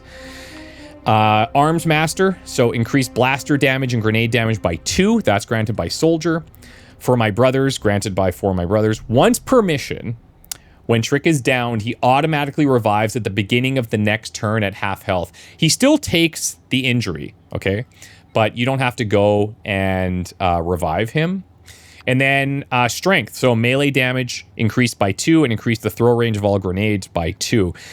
He's an interesting class because especially with this, with the repeater weapon, he can deal a lot of damage at range. But he has all these things that buff his melee damage, and then he's got that daze on his melee attack as well. But he can also increase his grenade throw range. Like, it's just a really versatile and powerful class, I think. And yeah, I think you can kit him out in different ways to make him suitable for what you're looking for. Okay, let's go into Cab's tree here. So his uppercut talent, if I go here, the big change is it goes up to 9 base damage. It's not too crazy. As we keep going, it's adding base damage up to 16. So nothing crazy there. But I mean, over time, we're going to put points in there for sure.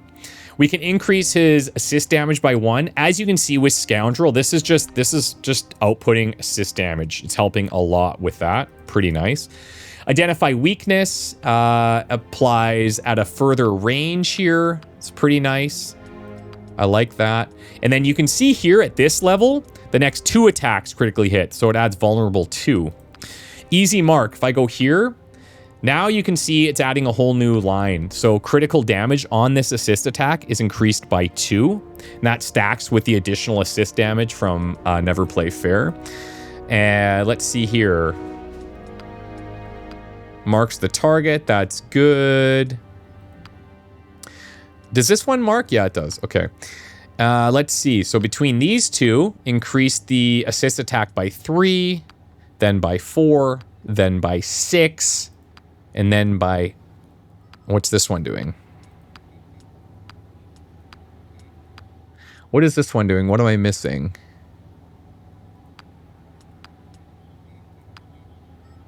Oh, look at that. Okay, interesting. So that's a subtle one, right? But it takes it from being used once per turn into an unlimited usage per turn. So if you're able to like gain a whole bunch of advantage with, you know, maybe this class, maybe with the Scout, you could use this multiple times in a turn. That could be really interesting. But for now, that's the dreamland. So let's focus on what we've got. First of all, there were a couple times where I wanted to identify weakness. I didn't have the range. I'm going to fix that immediately, and hopefully that helps a little bit. Maybe we just take assist damage right now, because he's got so many ways of assisting units. We've got 1 left over. I can't use it. Okay. For my brothers, pretty good. He would revive at full health, but like, I mean, that is a nice one to have, but that's the only one I could upgrade then because it's so expensive. Melee damage by 2. This goes to 3, and grenade range. Should want to give him grenades. The Brutal Strike. This increases its base damage across the board like this. 4, 5, 6, you can see there. The rocket strike, so this is increasing base damage. This goes from 16, 18, 20, 24, 28, 34, and then it makes them vulnerable as well, which applies the next attack critical hit. Pretty nice. Okay, what do we want to do here? I think we'll take the melee damage, and like this is already granting a nice little boost, and I take this, it increases that damage. If I take this one, it's really expensive, so I don't get to use it all the time. I feel like I'll get to use these melee attacks more often, but depends how we position them too, so tough to say. But again, we're not locked in there at all. And as I said, you can come in here, you can change all of the specializations at any time.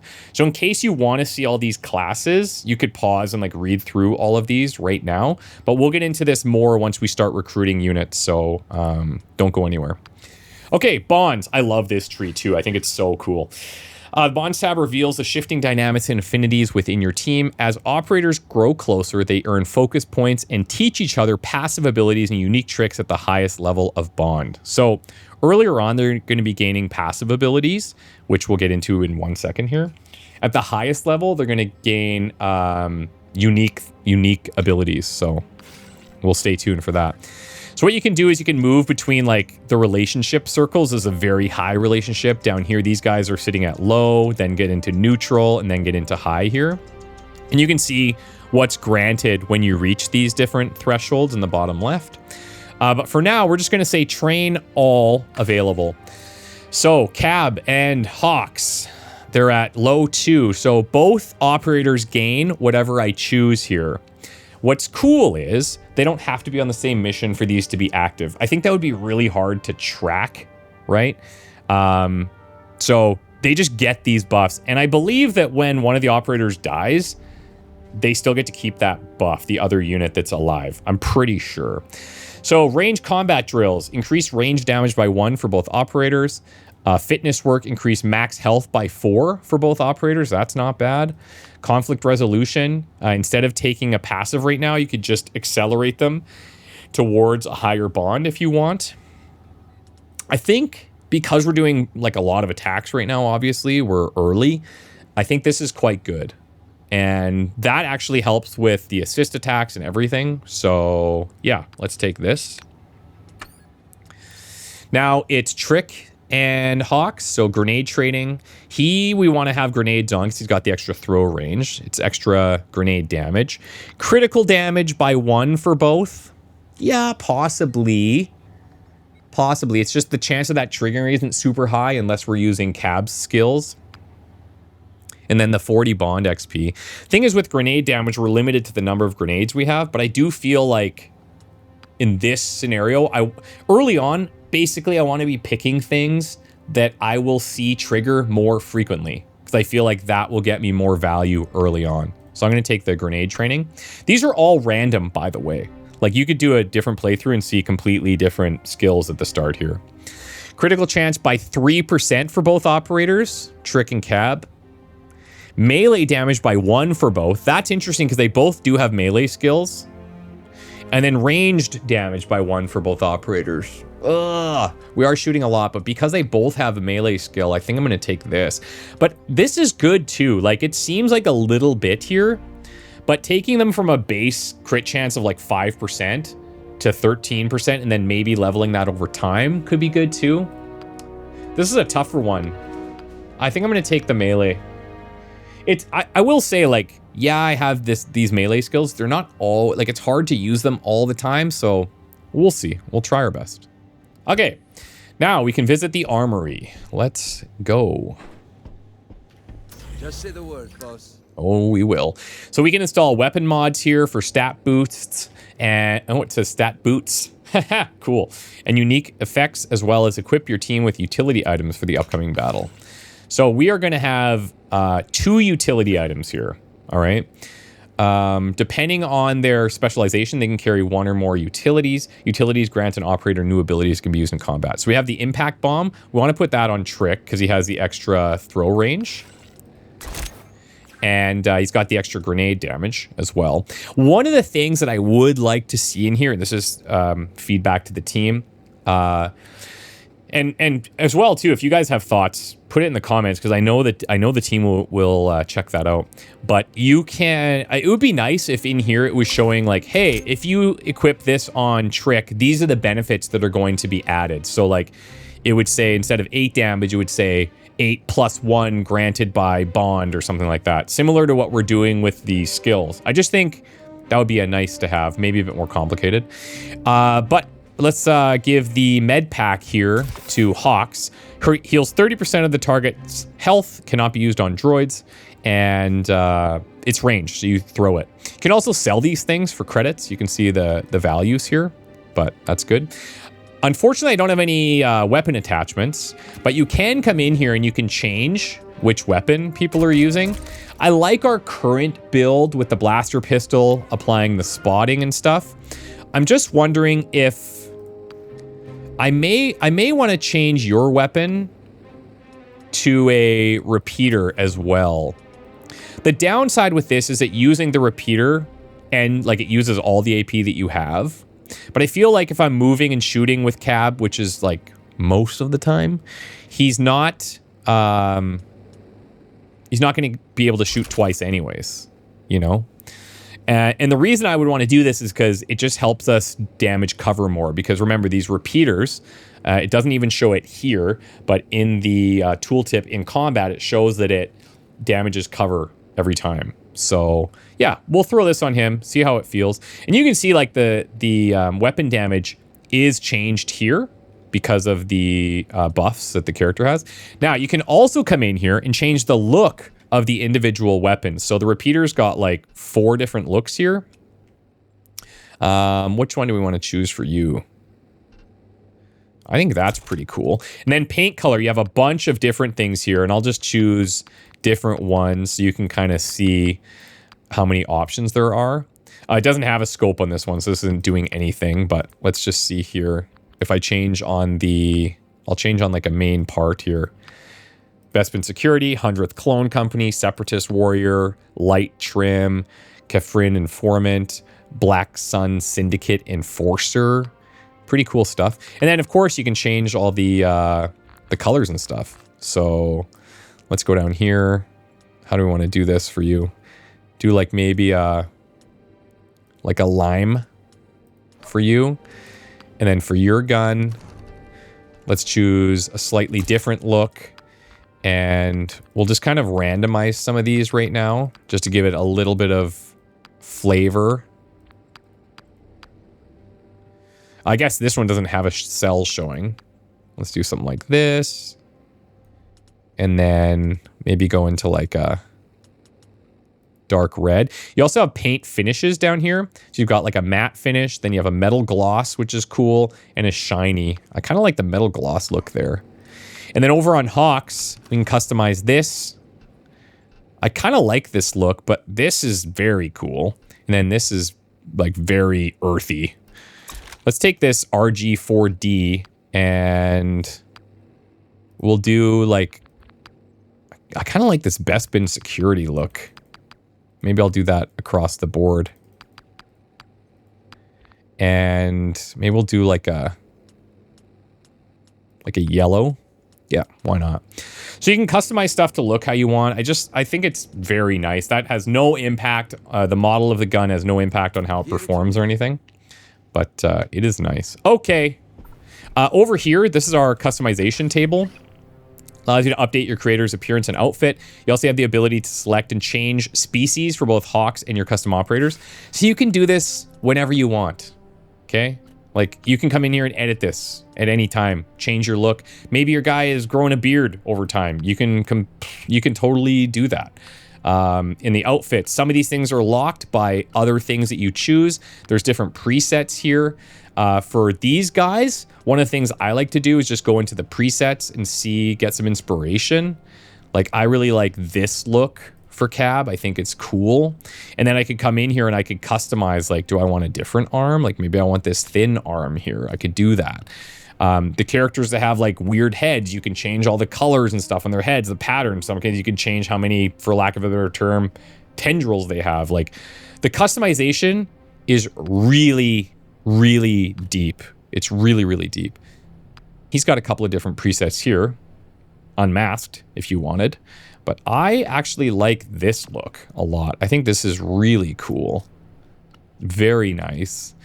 Profile and appearance, because these guys are main characters, you can't always change them, but they will have presets that you can use. So you could go in here and then change these types of things, but some things you can't edit. So just experiment, see what's available. And we all kind of have like a green thing going, actually, which I don't hate. I think is actually quite nice. What is this color specifically? Yellow 3? I wonder if I went in here and I said we wanted to go maybe yellow 3 on everybody. Gotta do it. I think that's... We look good. We look good. Yeah, we look very good. Okay, cool. We're gonna leave it like that. But we could spend hours in there. Let's keep going. Okay. You, but I want to make rent this month. Gorga's offering us a choice of gigs for 50 intel. Let's go. Never let it be said that Gorga's a micromanager. He has missions for us on both Kalar and Dantooine and wants to know which of the two you'd like to tackle first. It's ever simple, huh? So on Kalar, Gorga wants someone to raid a droid-run separatist outpost for equipment he claims is rightfully his. And on Dantooine, the Hutt has unfinished business with local outlaws. Look, why don't we see some droids? Okay, let's go and fight some droids. Let's do it. Another day, another... Congratulates us on our good taste, wishes us luck, and looks forward to hearing that his business on Kalar is resolved. So we get some influence there, new tactical mission on Kalar. Soon we'll get access to seeing our influence, and that'll be kind of cool to see how we're influencing those different zones. So we can go to either of these. This one expires in 2 cycles. This one expires in 1. Started an economics reading group? No. Okay, fine. And then you can see this is a choice operation. This is a regular operation. So we're going to go here. Carblum, a prominent Celestin musician, is convinced that she's being stalked by separatist agents. She's hired us to sniff out any trouble. We have to assign 2 operators to this. Cool thing is that they're going to gain bond experience. Well, Carblum's being followed, all right. It turns out the separatist propagandists aren't fans of her politically provocative lyrics. I know you've probably had enough for the day. When I want your medical advice, which is never all ask. How should we handle this? We heard from the ground team. What's your call? Extract. We're going to go assign some operators. Now, you can't assign Hawks to these. So right now, we're going to assign both of these guys. Confirm. Go team. And they've increased their bond. Very nice. We hit a new level of the bond tier as well. Our operator deftly dodged separatist agents and got the singer to safety. Who knows? Maybe Carblum will write a song about it. It's possible. Got some credits out of the deal. We like that. And now, if I go here, we don't have to run over to the table. We can. We don't have to. We're going to go to personnel, into the bonds. And these guys also gained, I think, focus points from that. No. Okay, maybe these... maybe they did, but we don't have enough to go into something else. So here, yeah. So they're now here, so we got a focus point from that, and we get to do a cross-training. Ooh, do I go melee again? Oh, man. I think so. This is good, too. Reducing chance to hit penalties from range by 5% for both operators. It just makes every shot 5% easier to hit, no matter what. I could try to stack this, but again, like, it's just not always in our best interest to be doing melee attacks. So I think I'm going to take this one. Yeah, cool, cool, cool. Okay. Nothing's available to upgrade for 2, so we'll hold that. And we'll do our mission here. So this is just an example of how you can jump around and see different things. We do have something in here that is unlocked, it looks like. Alrighty. But I don't know if that's in an appearance thing or... Yeah, I'm not sure. So we're not going to focus on it for now. I don't know about you, but I want to make rent this month. Mission time. Stolen goods. So, because we took the droid one, they want us to raid a droid run outpost on Collar, recover some equipment he claims the Separatists stole from him. It's rated as dangerous. 3 operators. We're going to get a weapon mod and 1,200 credits. Success conditions, retrieve Gorga's equipment. Yeah, absolutely. That would be great. So we can edit our squad now, and this is where you can see, you could go to the personnel, you could go to Armory, whatever. We cannot recruit people yet, but we are getting there. So buckle up. Let's go. And the enemies are going to be more intimidated because we look the part now. We're matching. We are one team, and they know it.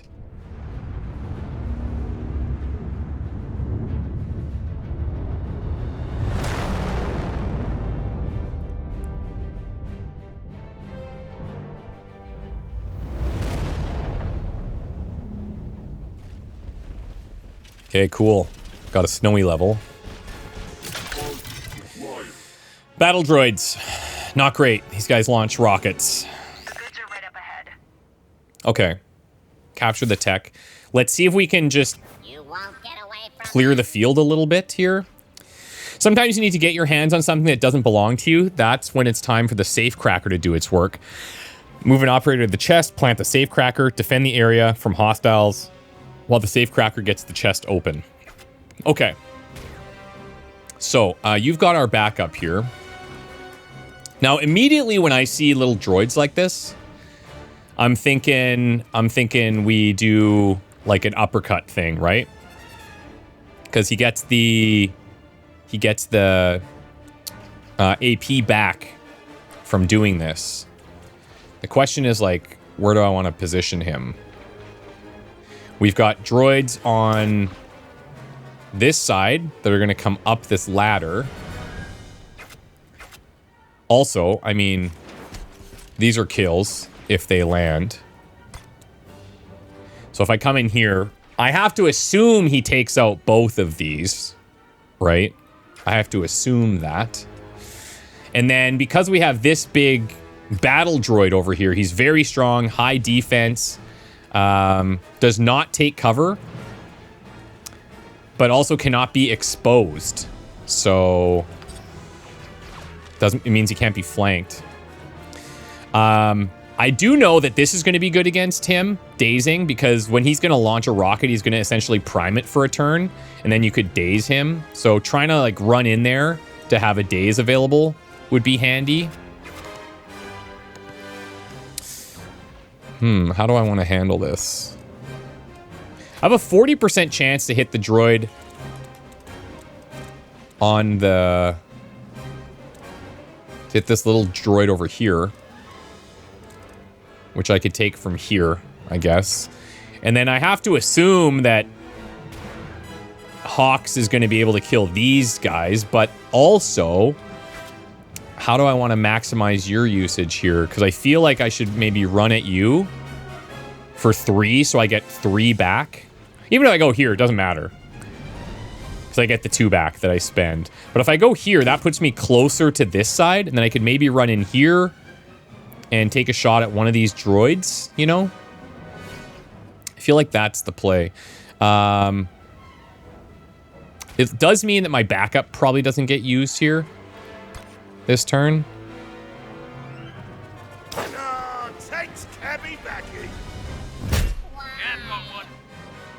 So let's do that. And it's only 60%, which is not incredible. Ooh, I do like that I have a shot from there. Interesting. Just because then it keeps me out of vision of this guy. You know what I mean? Let's execute the next part of the plan here.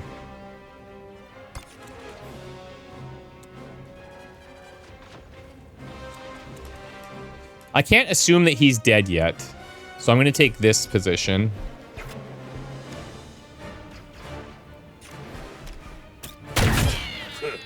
Stracky lucky. Chow Bai.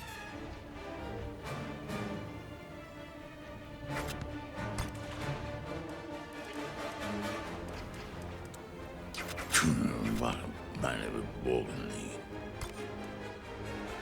40% is not great. 20, I mean, 20 is obviously way worse. I can't do any scans there.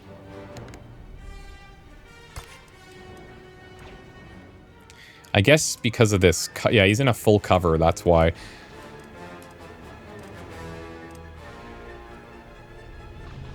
I think I'm probably going here for the 65.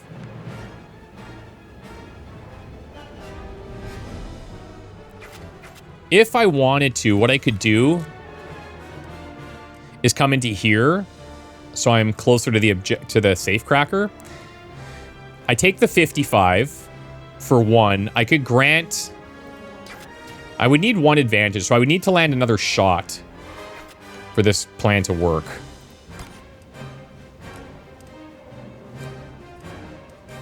Ooh, I have a 50% from here. Maybe that's the play.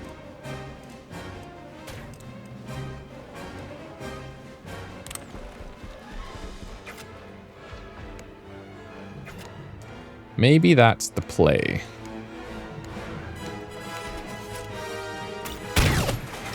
Never know. Never know. Coin flip. Oh, my man. That's a great shot. Okay, so that gives us 3 advantage. So now we're going to tuck you here.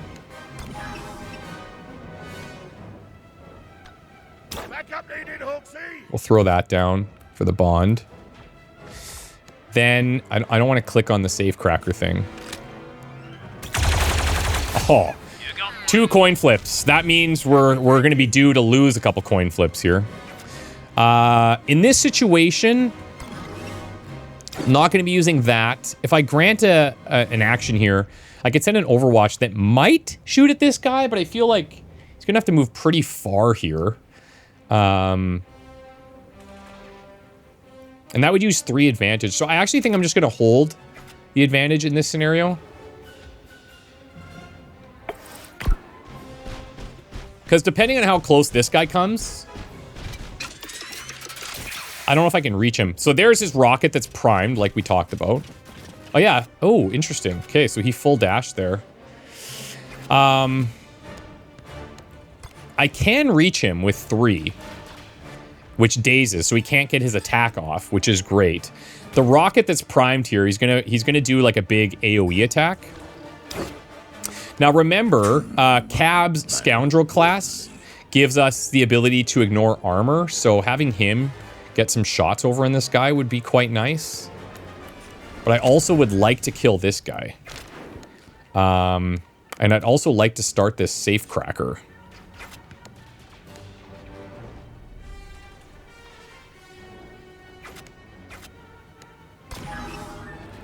This is not quite as far as I would like it to be.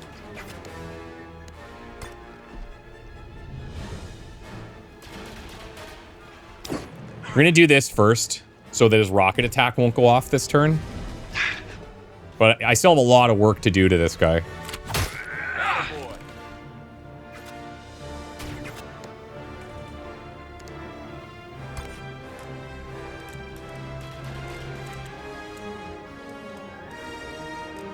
Then maybe I put Hawks like...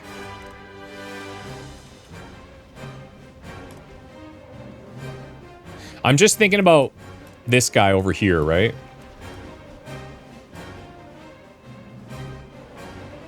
Move him there for 2.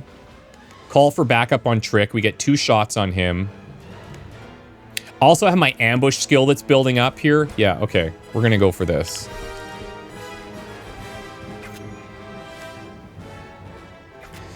And then this allows him to take 2 50% shots at the guy down there, which mathematically could never miss.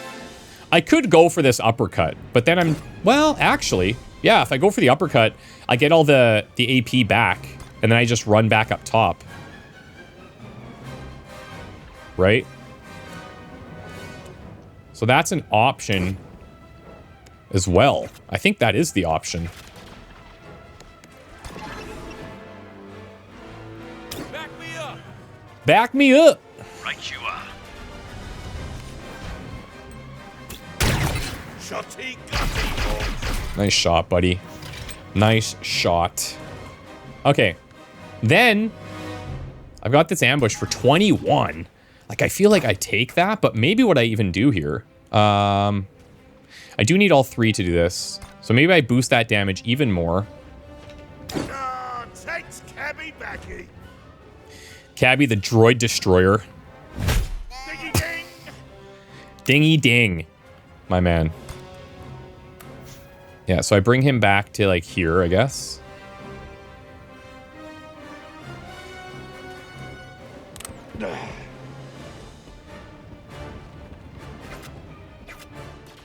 And then... I mean, this is so close. I think I have to do it. If he would have crit that, I mean... Could have been nice. Anytime. Okay, so we can't attack. Great. Got reinforcements way the frick over there. That's not ideal. He's got that resistance now. That's fine. I feel like... I mean, I might as well move.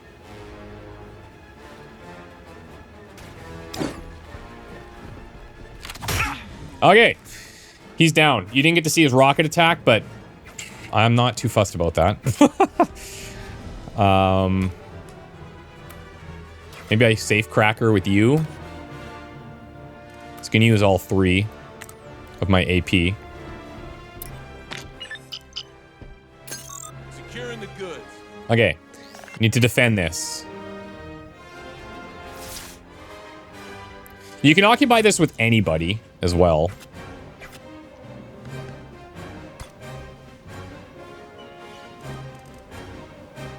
Let's put you in the corner here. I'm gonna spend my backup. Just because I can. And then let's set our threshold to like 85. Because they're gonna come running out of that thing. And then for you, do I want to just be like running towards that to help? I think so.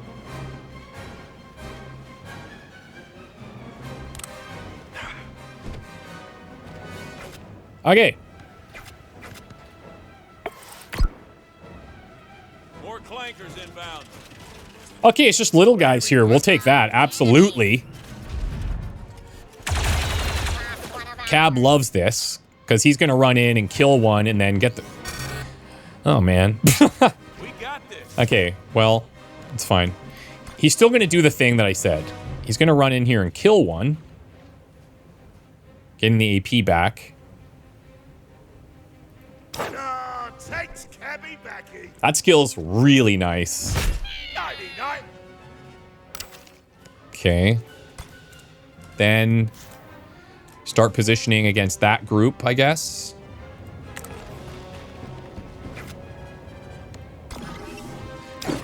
Just out of curiosity, you can't see that unit. You can. Not that this is really going to matter. Ah, he's actually out of range. Okay. I do like that that has a range, too. Let's just see if, for example, from here... No.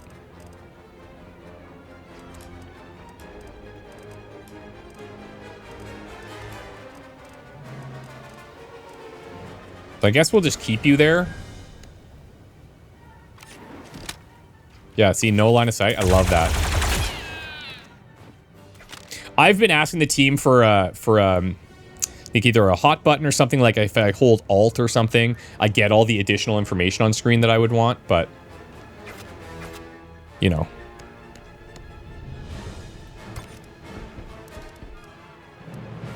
I mean, he can't see anything over there. If I go here, am I still in the zone? I'm not.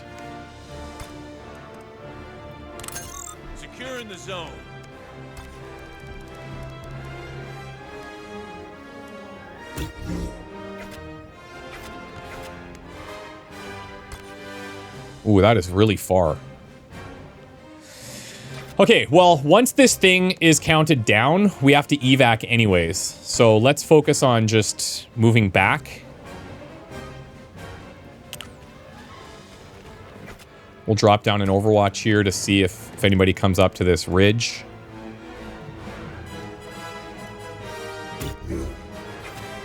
We've got 4 advantage. So the only... Okay, so this is blocked right now. I do have the advantage for it, but it's because I'm in Overwatch. Just something to consider. Let's go. Yeah, okay, perfect. Okay.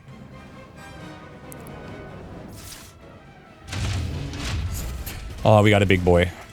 Enemies in sight. Overwatch? Oh, if I would have set that a little further. A little further would have been so nice.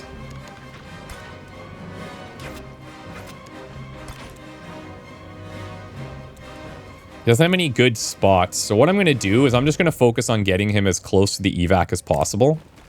Now, these types of things where you have to evac, unlike XCOM, like you send somebody in there and that one unit could evac out of there. Can't do that here. They all have to be there and then it immediately ends. What I might do here, though... Can I hit all 3? Nope. Can I hit both droids? Oh my god. I can hit all 3. That's nasty. That is nasty. Okay. Then I want to be running. Let me... I mean... I don't know whose bond is higher. That would be another thing that would be cool to see when you're calling for backup. To see something like this temporarily.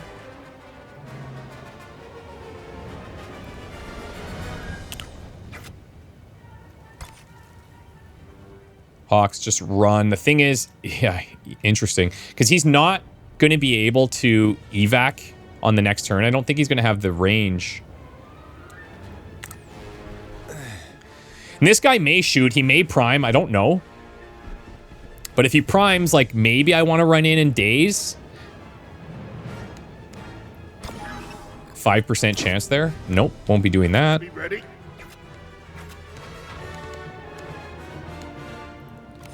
Granting an extra action I don't think is going to be as important here. We could maybe set an Overwatch that maybe cancels his movement, but that's probably a pretty low chance. Let's just go. See what he decides to do here. He might expend a lot just on movement. I think maybe... Oh, he's priming.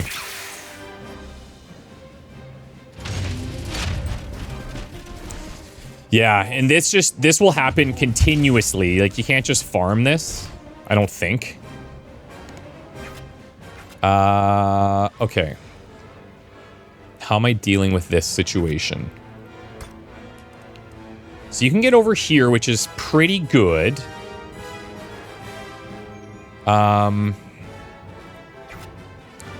In theory, like, you could come in here in daze, and I could grant that you could do it in 2. That would grant a thing. That would daze, and then I could grant an action, giving you 2 more to, like, you know, retreat to this tree. Possibly.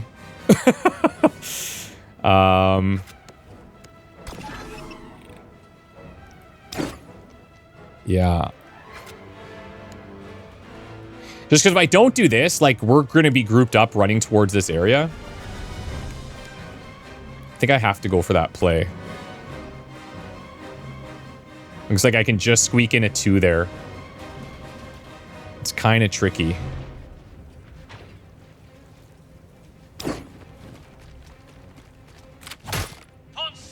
Amazing. Okay, okay, okay.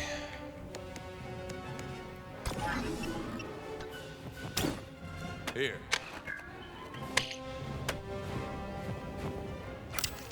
So I'm going to see where Trick... Oh, yeah, you can't get back all the way. However, I do still have, like, full cover positions here. And then from here, maybe he takes a droid shot. This guy has line of sight from there. He could move for line of sight too.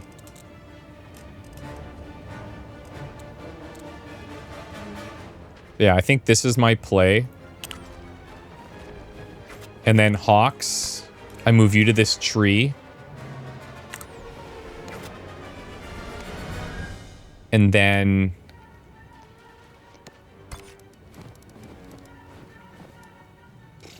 yeah, tough to say. Because I want to keep him out of sight, ideally. This guy can't attack. Even if this guy comes and attacks, he's not going to one-shot him.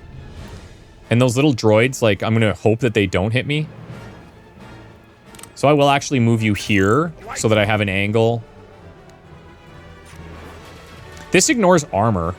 Maybe I just take this shot. Or what I do is say, like, hey, don't worry about him, hopefully. But if this guy comes down here, which I would say he's likely to do, he may just shoot, too.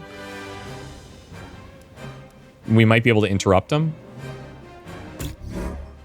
Let's see how that feels. Oh! Okay, fair. He went for the flank play. Oh, damn. He landed.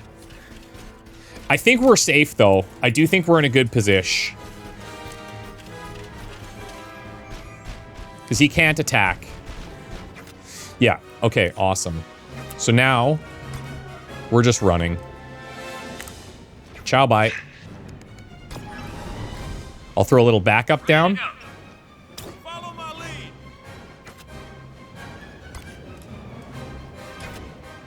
How much does it cost me to get in here? 2.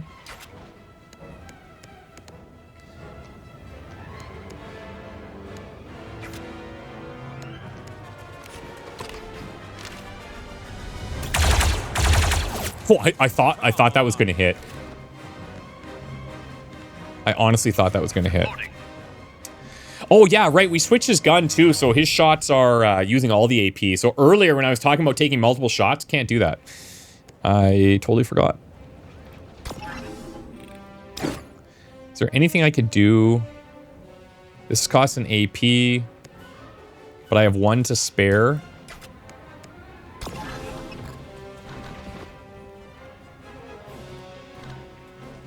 These outside of the circle. Little droid down there.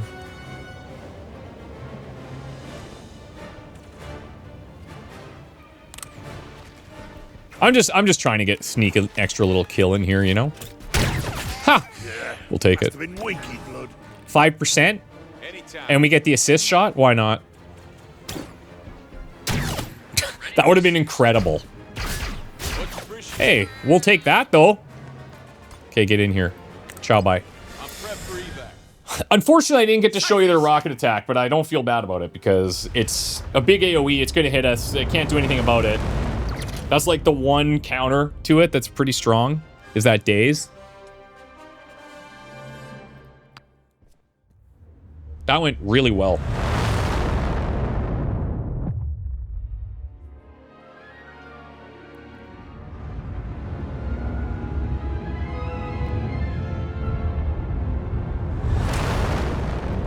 Thankfully, no injuries yet. This is nice.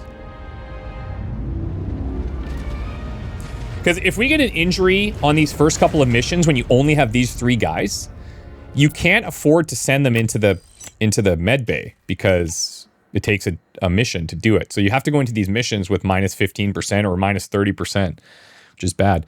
We got a rapid cycler, a 6% chance to restore an AP after attacking with this blaster.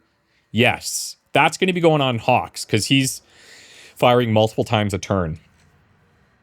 Gain a focus point. New bonds. Love this. Let's go. Let's go. We're in a good position right now.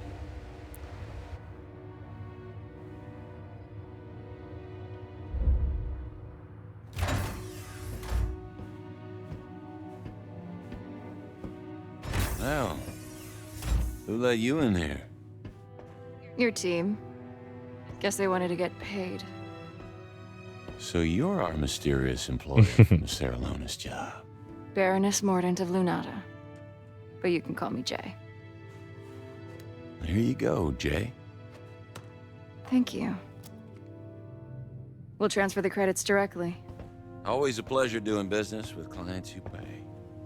Then you're in luck. My friend and I have another job for you. And who is your friend? Lieutenant Bennick Halloran, Republic Intelligence. Thought I felt strings attached. The misdirection was necessary to see if your team could handle this kind of work. And what kind of work would that be? This belongs to a terrorist paramilitary organization called the Infinite Coil. They're led by a woman named Kundry Fathom. Reports indicate that they're all infected with some kind of disease. It's the extent of our knowledge. The Coil is infiltrating Republic territory, opening doors for separatist invasion armies to march through. And what? You're the checkbook for this little op, Baroness? Hardly.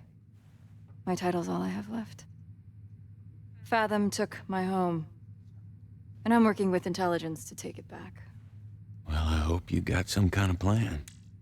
Still in progress. But thanks to you, we have our next lead. Oh, that's a neat trick.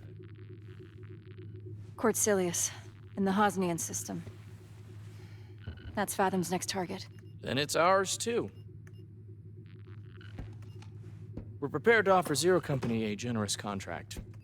The Baroness and I will embed with your team, and together, we will find out what Fathom is doing on Cordsilius and stop it.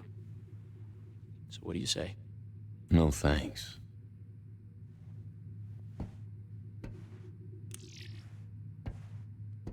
Hawks, the Republic needs someone like you. Independent, nimble. Easy to cut loose if something goes wrong. Yeah, I know the drill.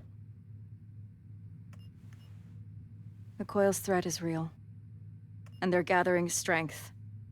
Someone needs to stop them. Last time I bought a pitch like that, a lot of good soldiers died. Hawks, I read your file. You were set up to fail on Antine. This will be different. And yet here you are. With your proxies, your secret missions. It's the same song, Lieutenant. It's just a different verse. How about this, then? We know you're drowning in debt to the Hutts. Take the contract and get out from under their tails.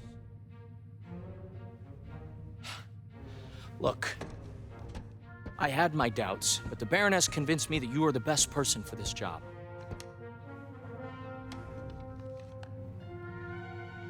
Look me in the eye and tell me that you can afford to turn this down.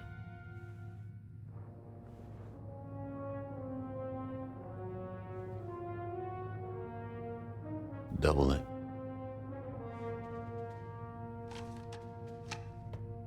I'll set up my station in your command center. Come see me when you're ready to begin. All right.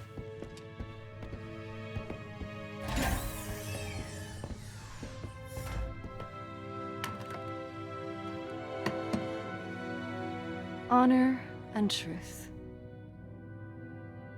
You ought to be careful with that. People can smell it on you, and then they get ideas. Keep it up. I'll charge you triple. Cool. So notice she has joined us. Very nice. We're on cycle 4, and I'm just going to take a personal little break, and then we're going to dive back in here.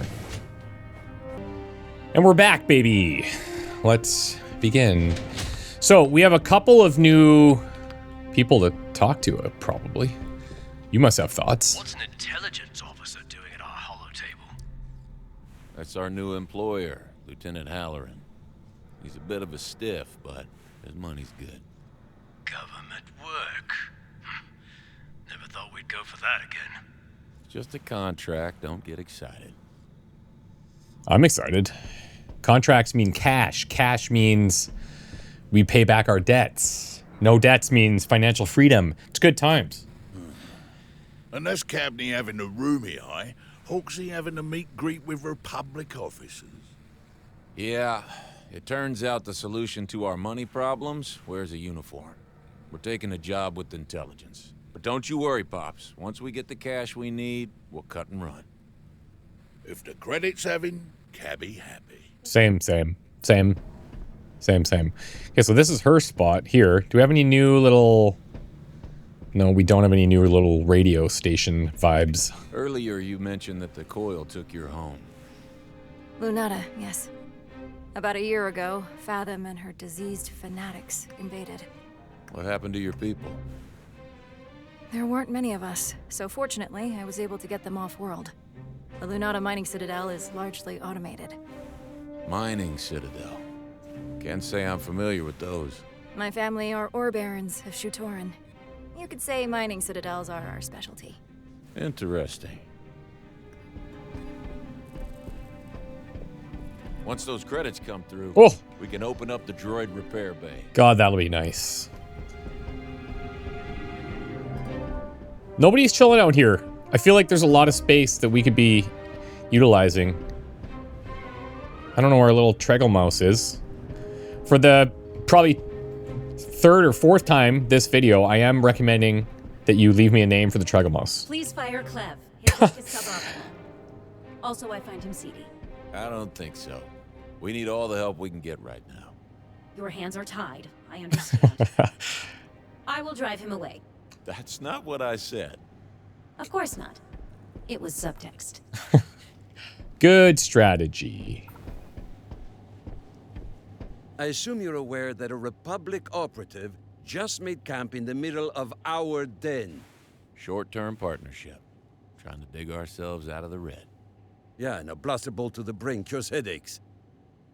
Short-term solutions can have long-term consequences. Yeah, I hear you.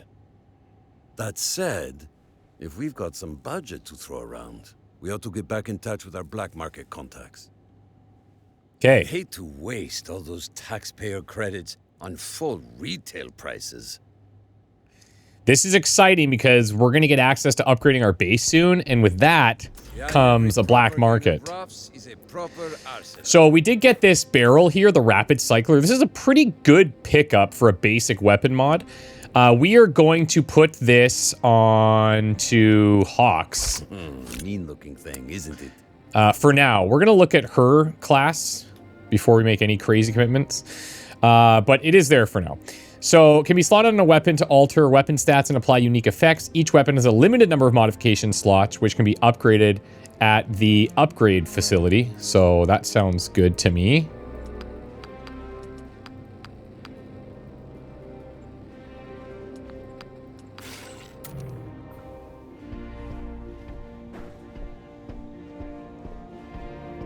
Hey, Hawks.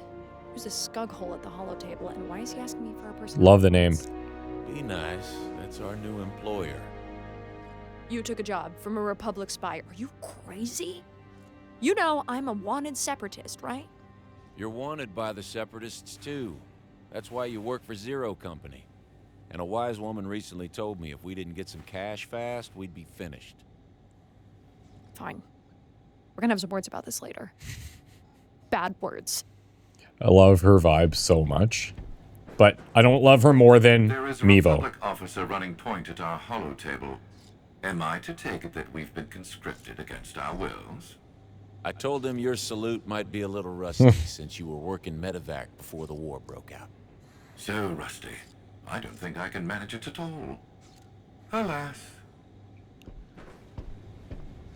Okay, let's look at the personnel tab to get an idea of our new friend here. So she is an assault class, frontline fighter that excels at maneuvering in battle to score medium to close range kills against targets hiding in cover. Trained in this way, operators trained in this way are lethal opponents. So let's just see here. She's got the blaster rifle for 10. This is the one where it's like first shot's a fast action, second shot is a slow action. Got the Overwatch, obviously. Sweeping salvo. This is really nice. Can use this 3 times per combat. It's 4 advantage. It's guaranteed to hit. Cannot score crits, though. And hits everybody in the cone and disorients them, making them... well, let's read it here. Minus 20% chance to hit penalty on all attacks. So quite strong for only 4 advantage. Bull Rush here, which is a melee attack that pushes people backwards, granted by assault. Same as his uppercut, basically. So, except for the fact that he gets the AP restored. I don't believe she has that. Yeah, but we get further movement range on Bull Rush, which is cool. She has the Coil Vendetta passive. This operator deals an additional 2 damage to coil units. So something to remember if we're going up against Coil, we should bring her because she gets the +2 damage. It's granted by Final Shot. This is her talent, I believe. Strike the Flanks. Gains a 20% critical chance bonus against exposed enemies. So keep in mind the description of the class. Final Shot, once per turn. This is so strong. Once per turn, Jay immediately fires her blaster and eliminates any enemy left with 4 health or less after an ally operator's attack. And you can level this up so that this threshold gets higher, which means you take these final shots to finish off enemies easier. And then Fleet of Foot increases this operator's first movement by 1 meter. So on the other guys, we were seeing like 8 meters, 5 meters, 5 meters. Hers is at 9 right now. So getting in there, getting close, that's how she wants to fight. And I think that's pretty cool. Okay, so we can level up pretty much everybody here. Let's take a look at her talent for final shots. That finishes them off with 6 health or less. Pretty nice. Pretty nice increase there. First movement by 1 or 1.5. The Bull Rush movement increased by a full meter, which is quite nice. And then Sweeping Salvo goes to 13 base damage and 13 meters range. I'm going to take that first. I think that's good. We have 4 to spend here on Trick. How do I want to do this? More melee damage and grenade range is decent. I feel like I could... Like, this is good. My thing is, I don't want people to go down at all, but reviving at full health is really nice, because I don't tend to run a lot of healing items, and so my approach is kill them before they can kill me. But that puts me in some risky situations sometimes. So having this as a backup if he goes down, so he comes back at full health, means he doesn't get 1 shot on the next turn, is pretty good.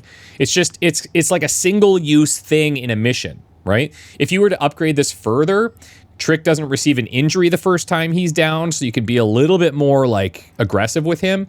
And then here, he revives at full health. If down in your turn, he'll revive immediately and recover an action point, and then he doesn't receive the injury as well the first time. So I don't know what I want to do here exactly.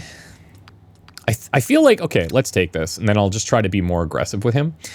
For Cab, we could do the easy marked for the critical assist on this attack by 2, or I could go further range with Identify Weakness, or I just go like... Yeah. Tough call.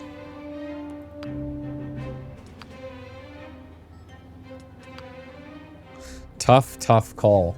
Again, we can switch these all the time, but... Let's do this.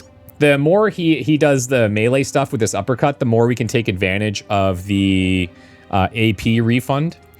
And then for Hawks... I think I might just go Combat Recon. To be fair, like, we haven't been using this very much, but that's because we haven't been seeing large batches of enemies, and soon that's going to change, so this becomes quite good. But this little 0.5 increase on the damage per AP is quite nice for this action, too. So, maybe we'll do this. We'll take the ambush increase. Let's look at our bonds here. We've got some increases here, cross-train. So, Cab and Odd Hawks. We can take 2 focus points. I'm not sure. I'm curious to your thoughts on this. I'm still not sure if that's a good thing to be taking or not. The reason I say that is because, yeah, you get 2 additional focus points right now, which buffs one of your skills. Great. However, it's a single-time thing, and then you never get that benefit again. And I like taking things that increase... our stats over time, like critical chance by 3% or range damage by 1% for both operators. Yeah, like both of these are good. I think I'm going to take the ranged attack right now before we start specializing in criticals. And then Trick and Hawks, critical chance again, max health by 4.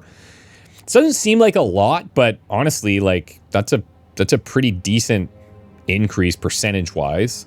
I don't think I'm going to take conflict resolution. I'm going to focus again on the ongoing stats. This makes them a little bit more survivable. What I'm finding is on this difficulty, it's basically 2 shots, maximum 3 before you go down. I just don't know if that 4 health is going to matter. But if you keep stacking these over time, then yeah, that adds up, right? But maybe I'm going to go crit chance here. We'll go crit chance. I could argue that with the 4 health, it's something that I always have that, where the crit chance is minimal, but whatever. We're going to play with that. That's one thing that I will say is cool. Like, these choices are locked in. You can't go in and like re-roll that, you know? So I do like it. Okay, let's talk to Bennick here. Here is your rate, payment for this Saralonis job, and the advance on the job we discussed. Wow. Straight from Republic Intelligence. Actually, the funds were routed through a shell corporation and 2 proxy accounts, but regardless, everything is in order. Enough to pay off your debts, plus a little extra.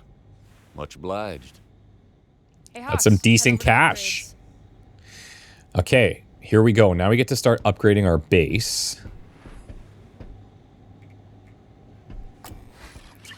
So the upgrade facility allows you to bolster Zero Company's effectiveness. Here you can fund improvements to the den's existing infrastructure, such as adding med bays or purchase roster-wide weapon upgrades that improve the combat stats of all of your operators. So I believe we have to pick the black market one first.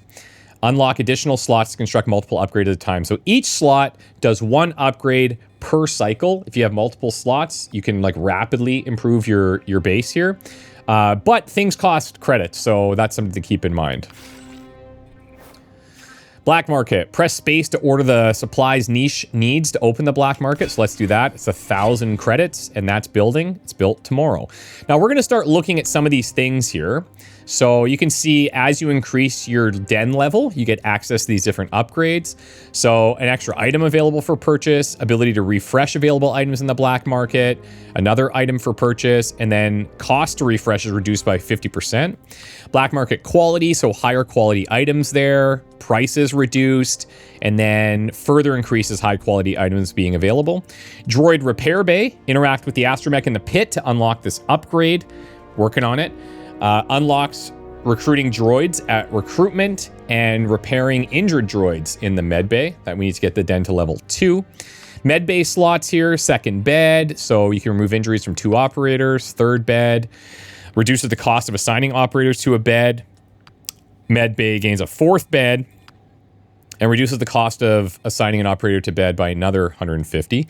Networking places a contact. Placing a contact provides 2 influence. So we will learn about contacts soon. You can hover on this, but these are things that you use in the galaxy to purchase items or use at the black market, upgrade facility, recruitment medbay, and some operations. I think that's actually incorrect. That is a wrong tooltip. Contacts you assign to different zones for a burst of influence. Okay. Cautionary intel reduces the chances of injuries on dangerous operations by 20%. That's interesting. So those are operations, not missions. And when they're rated as dangerous, people can come back with injuries, which is risky. So that's pretty nice. Completing missions provides an additional 5 intel, not bad. Placing a contact provides 3 additional influence. Core zone influence immediately grants 5 influence in core zones. Same one here at a different level. Mid-zone influence and then outer zone influence. Same idea. But you also have crew slots. So teamwork unlocks the lounge, where operators remaining at the den during a mission gain +5 bond XP. That is something that we want to have as early as possible. So that's at den level 3. Increase assist damage by 2.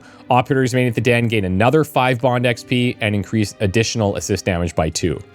Utility items increase grenade throw distance for everybody by 2, and all operators gain an additional utility slot. That's at den level 5. Combat readiness. The squad begins each combat with 1 advantage. This bonus stacks with advantage effects gained during tactical missions. Cool. Squad begins with 2. Squad begins with 3. Those are all nice. Crew quarters. Increase your maximum operators by 1, 2, 2 more, 2 more. Crew focus. All operators gain 2 focus points. All operators gain 3 focus points. All operators gain 4. So these are like kind of single one-time upgrades, but if you don't have anything else to do, then put that in there. And additional weapon mod slots. So there we go. Weapons as well. This is, I would say, where I would focus as early as possible. As soon as the den is at level 2, I would start to impact some of these things. So long arm crit chance. We're not running any sniper rifles right now, but that will change. That increases crit chance by 3%, 5%, and 7%. And then long arm damage by 2, critical damage by 4, and then another 2 and 4. And then range and Overwatch, so reduces penalties from range by 5% and another 5% and increases max Overwatch range for those. Pistol critical chance here, 3%, 6%. Damage by 1, critical damage. So like any of these damage ones, we want to have those right away. Pistol movement distance. Yes, we want to have these 2. Movement is very important. Repeater damage by 1 and rapid fire damage by 1 per AP. And then 1 and 2 here later. You get the idea, okay? It's all the same things across these weapons, but we do want all of these things at some time. It's just gonna take us some time to get there. Okay, and here it is, guys. We can finally recruit people. Check this out. So, this is both a good and a bad thing, in my opinion, but I will explain how this works. The den has limited space for new recruits. At the moment, there's room for 3 new operators. Be on the lookout for opportunities to increase your roster capacity and grow Zero Company. So, what we can do is go through this list here, and you have a character pool at the main menu where you can create a bunch of custom characters, and then they will show up in your recruitment screens. You can always refresh the recruits down here by hitting the refresh recruits button. And you can do that for free. My thing is, it's cool because you can pick these guys based on their name and their background. You can have, what's the word I'm looking for here?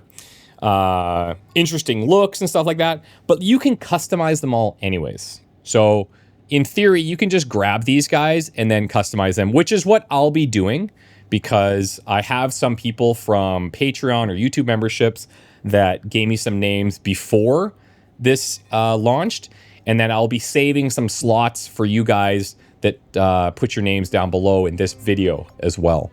So what I'm going to do is try to pick some classes that we don't have, so I don't have to customize them as much. Could go sharpshooter here. We have a scoundrel. I could go gunslinger here with Togruta. I want to find combinations where it's a new origin and a new class. And then we have the medic here. So maybe we'll grab you. Your talent is a life of labor, but that can be changed as well. Let's grab Kaz Ello, and then I'll rename them in a second. Okay, cool. Let's refresh here and see what else shows up. We've got Nick Konda. Has the taunt talent. I really want a heavy. Yeah. Heavy with the taunt talent, in my opinion. Very, very, very, very strong. But let's see if we can find like a non-human with the heavy class, just so I don't have to customize them as much. Let's keep going. Plus, you just get a view of kind of what you're seeing here. A Deveronian heavy. Yep. Jodo Bell is loud, fast, and absolutely certain. I like all of it. Join the squad. Yes, please. And then we also need... What else might we want? Gunslinger, maybe? With the blaster pistol. They have some cool talents or some cool perks. Let's see. A Twi'lek could be cool. A Weequay could be nice as well. Let's see. Again, like I said, you can just pick one and do this. I like these Nemoidians too, these little These guys are pretty cool. I like this. Maybe we just pick him and we yeah. And maybe we just customize him. Okay. So there's our 3. Now, launch the operation or view new recruits in personnel, which we are going to do. All right. So we've got him, her, and her. Let me customize these guys with some names, and I'll show you our first 3 custom operators. Okay, so here are our first 3 custom recruits. Pretty pumped about this. We have Vivi Cafe here as our Togruta. The personality is essentially their voice. And I would just like to point out that there are some homages in here, like the Firebrand. Now that's something. I'm ready. Which I've chosen. That's a little XCOM nod for sure. The Specialist maybe. There's a couple in here that you're like, okay, yeah, I like what you've done here. So this is Vivi Cafe. I'm going to show you their roles after this. I've got Voss Drust here as our Deveronian. Her voice is the mentor. This could work. Let's hit it. I've been waiting to try this new gear. I love that, actually. That fits perfectly. And then our Nemoidian, Alex Guard. Very Nemoidian-styled name for sure. And we're going with the Gunny here. They won't see me coming. Now that's something. That's so, like, I love the Deus Ex vibe there. These guys all have their own things, so we'll just try to make sure that we have different personalities and voices for all these guys, too. I've changed some of their preset looks without getting too crazy. I just think, like, these guys look freaking cool as is. You can change up their face a little bit. I mean, we could do this. Let's go something like that. You can like change all the skin color if you want. Like, so I just love it. Maybe I'll go with something. Maybe I'll go a little bit more green. Why not? Oh, let's look at the eyes too while we're here, because why not? A little gold. I kind of like the red though. Okay, we're gonna leave it because literally I could spend. Let's look at a tattoo. Let's throw one on there. Let's throw one on. I'm gonna throw this on. I'll give it a little bit of a different color here. Yeah, okay, we're good. We're good. So those are our first 3. Happy to have you guys on the team, and that makes me very happy that you guys are here. This is cool. All right, now let's talk about their classes. So we now have one of every class except for a medic. Okay, so what I've done is with Vivi Cafe, we've gone into the gunslinger class, and I'll show you her abilities. I've also grabbed the cold-blooded talent. So this is a fast action for 1 AP where you can apply a stack of Vicious. And Vicious means the next attack that you make is going to be a critical hit. That's one option, because I've also given him Vicious, maybe for some variety. I'm gonna change this. There's a couple cool ones in here like Sabotage, but there's not always an explosive object to detonate, and you can shoot them too. You just have to be in range. What could I give her? There's some really good, invulnerable ones, like, where is it? Am I blind? Right here, Grit. So it applies a stack of invulnerable, so they take 0 damage. They will take the status effect if the attack has a status effect. So just for some variety, I'm going to change these up, but honestly, early on, there's some really... You could just get away by picking Grit and... what are you on here? You're heavy. I'm going to put you on the evasion one. You could get away with just going anticipation and or grit on everybody and just like spending an AP to make them invulnerable or to dodge an attack. Anyways, if you're min-maxing, for sure that's what you want to do. We're just going to focus on variety right now, and then we might narrow these down a bit as we go. So, as our gunslinger, let's take a look at what we have going on. I'm running with the pistol for right now. And this is our first like basic attack that we have. Overwatch, of course, Grit is 1 AP, and we apply a stack of invulnerable. Having this ability also increases the max health by 2, which is pretty cool. You can do this once per turn, so it's quite strong. They don't take the damage from like a grenade or a shot. So she's got quick draw. This is a lightning fast sidearm pistol shot. So it's not her main weapon. This is treated as a separate weapon. Range chance to hit penalty on this shot is increased by 25%, so you do have to be close. Now, what's cool about it is defeating an enemy restores 1 AP, so keep that in mind when we go to her focus tree. This ability does not trigger Overwatch or Retaliation as well. This sidearm attack does not receive benefits from weapon mods. Noted. Open fire, 9 advantage, 6 damage. Fire 2 times at any combination of enemies. And we can make this more powerful with upgrades. We have Onslaught here. Each attack within a single turn grants this operator +1 blaster damage. This bonus applies only to attacks with this operator's primary blaster. So each attack within a single turn grants this operator +1 blaster damage. This bonus applies only to attacks with the operator's primary blaster. So the bonus applies to the primary blaster, but the way that I understand this is even if I were to do quick draw, and let's say I picked off like a few enemies with quick draw where it restores that AP, I am increasing my blaster damage with those shots, and then you're blasting off with your main pistol. You also have Keen Eye, so critical chance for all ranged attacks is increased by 6%. So if we get attachments for crits, we probably want to throw that over on her. Let's go into her focus tree here. You can level up Grit as well, which will increase max health by 4 and then by 8, and then here it applies 2 stacks of invulnerable, which is like really nice. But that's quite a ways away. Critical chance 6, 9, 12, 15, and 18. Not too bad. The quick draw stuff, let's look in here. So it's 5 base damage, 6 base damage. And honestly, I'm telling you right now, this is where I want to be. Because I think the droids right now, those little guys, they have 6 health. So if I can get this to 6 base damage, I can be picking those off, restoring the AP, and increasing my blaster damage by 1 from our passive. That's the idea there. She also, as you can see when you're taking the shot, 25% reduction in chance to hit, 20%, 15%, 10, 5, and then finally 0, which is nice. And then open fire. Fire 2 times at any combination of enemies.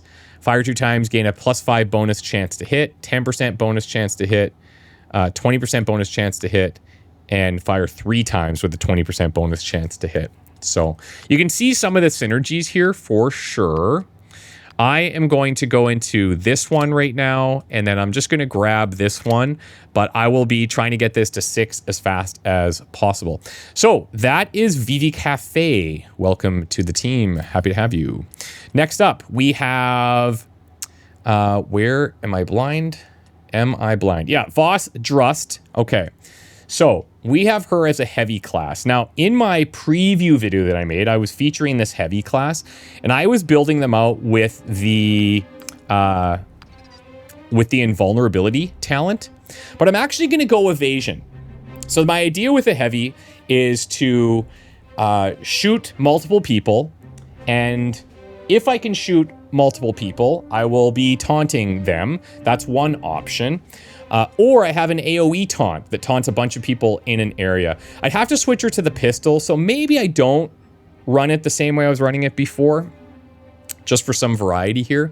But I'm going to give her the evasion ability. So for 1 AP, I can put evasion. I'll automatically miss the next attack. And I feel like that's better than the invulnerable in some situations, because I won't take a status effect if an enemy has those types of abilities. So here we can increase max health as we level up the conditioning.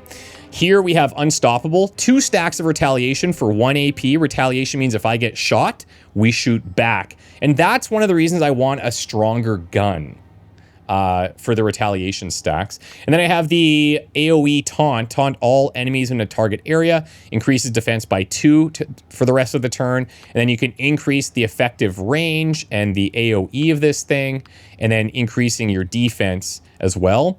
At the highest level, it grants Impervious, which is temporarily immune to all negative status effects. Pretty good. And Immovable, so I can't be pushed or pulled. That's just a little glimpse into what enemies might be capable of. So I only have 4 focus points right now. I think I'm going to go into... If I level up the retaliation, we get extra damage on those shots, which is nice. I think I'm going to go into this for now. Increase my defense by 3 when I use this. I can taunt more enemies and draw some fire this way. I'll have a stack of evasion, hopefully, because this costs just advantage. This costs 1 AP. We'll go back to the overview here and see if there's anything else we need to pay attention to. So Unstoppable, the retaliation, we saw. Bulwark, we saw. Now these ones. Operator defense is increased by 2, granted by just being a heavy. Intimidating posture, so primary blaster attacks taunt the target on hit. So you could go pistol and like ping, ping, ping and taunt a bunch of people, but you do have to land those shots. And then here, increase the operator's max health by 4. So I am going to go with the Westar M5 version of the blaster rifle.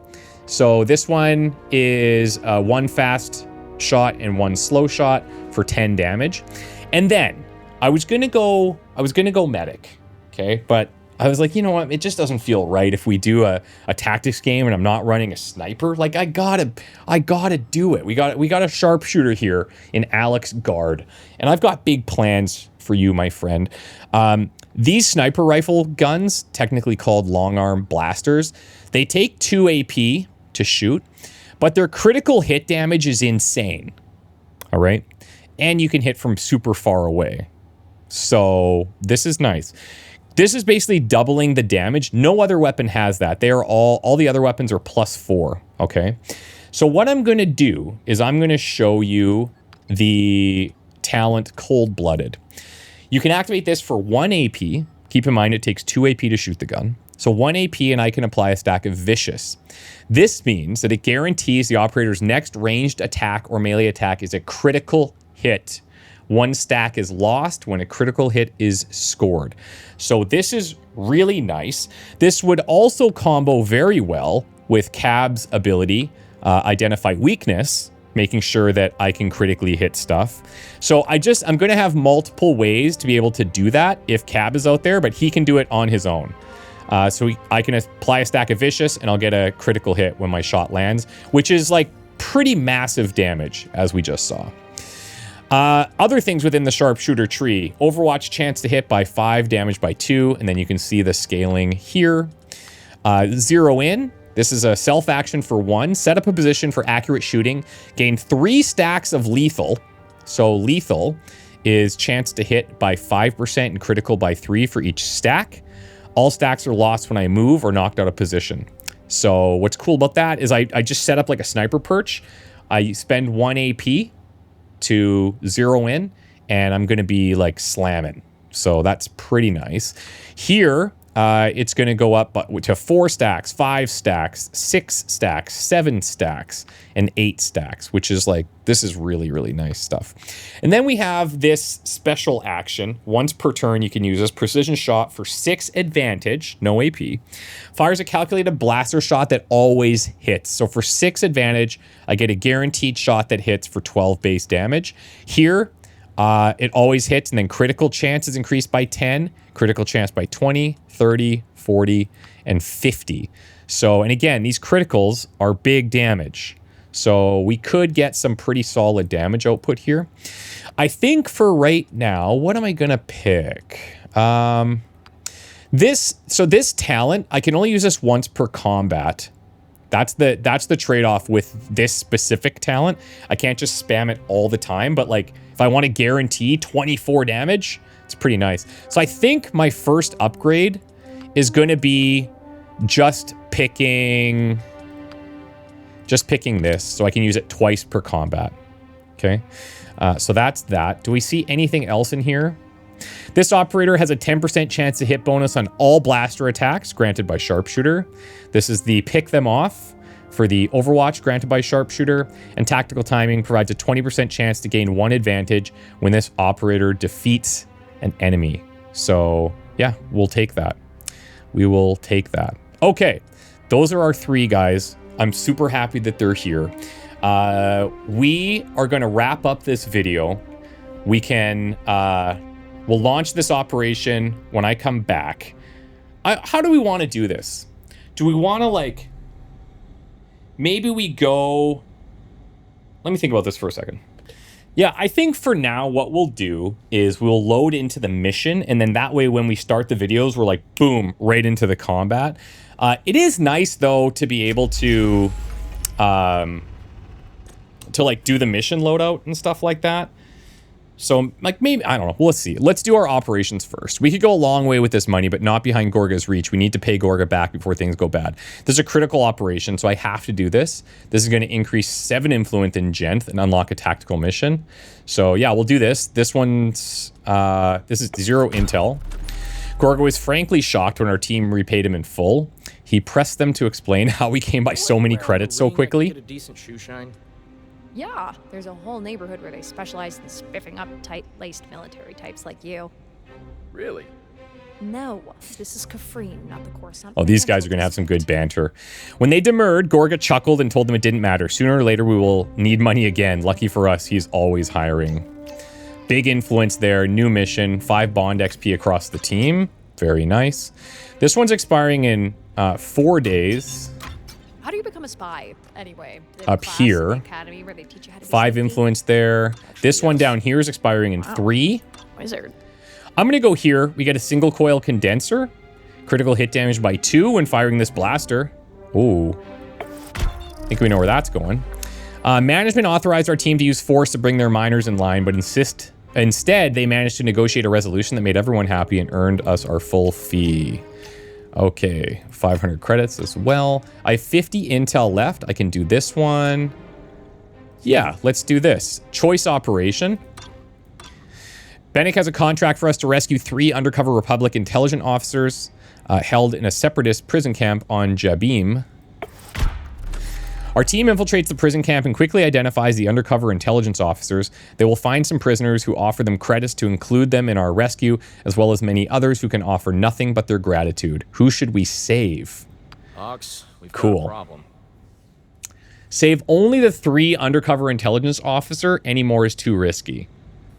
Unknown rewards, no risks. Save the undercover intelligence officers and the prisoners who offer us credits. We're happy to help anyone who can pay, so probably get more money. Attempt to save everyone. No one deserves to rot in a separatist prison camp. Ooh. Well, we don't see any risks. I'm going to go for this. See if this backfires. Not our best. Guards, a prisoner trying to escape. Alarms played out across the prison complex, dashing any hopes for a clean extraction. Our team still managed to rescue some prisoners, including the undercover intelligence officers, but many more were recaptured. They're not dead, okay? So they're actually still in the same situation, and we tried our best. We got some intel there, 500 credits, and we hit a threshold here in Genth. That's interesting. We will get access to seeing this soon. To seeing our influence. Okay, so here we have eavesdropping. Republic intel indicates that the Coil is meeting some local gangsters at the Gresson Break Bulk Dockyard. Observe this meeting to learn more about the Coil's plans on Cortcilius. I will come up with the operators we're going to use, set up everything, and then we will go through the briefing just like we would do for XCOM, I've decided. And that'll be nice. Notice here we're getting den level stuff and we're getting contacts. So after this, we should get access to looking at the influence lens at the Holotable to see how the quote-unquote continent bonuses are going to work. Guys, thank you so much for watching. If you made it this far, like, amazing stuff. Thank you so much. I really appreciate it. I just have to thank you guys for the ongoing support over the years because it's been incredible and we've developed such a cool community. It's been just the best. You guys are just like having such a big impact on my life and I really, really appreciate it. Before I forget, I'm going to throw this critical damage by +2 and firing this blaster onto him because we can guarantee some crits. We can guarantee crits more consistently with Cab as well. So maybe we want to have him out there and experience the true power of this sniper rifle. That could be kind of fun. Maybe we go Cab and Alex. When I'm doing this, I'm probably going to take at least 2, maybe 3 experienced soldiers, and then always bring 1 new person or 1 lower ranked person. Ideally like 2 and 2, and just see how that feels. So yeah, that's kind of nice. Okay, guys, wish me luck. We're gonna see you very soon, and I'll talk to you next time. If you could drop a like on this video, that would make all the difference to me. And I hope you guys enjoyed, and I'll be back with regular uploads for this. They will not be this long, but we will take on a similar pace to what we do for XCOM. Talk to you guys soon. Bye for now.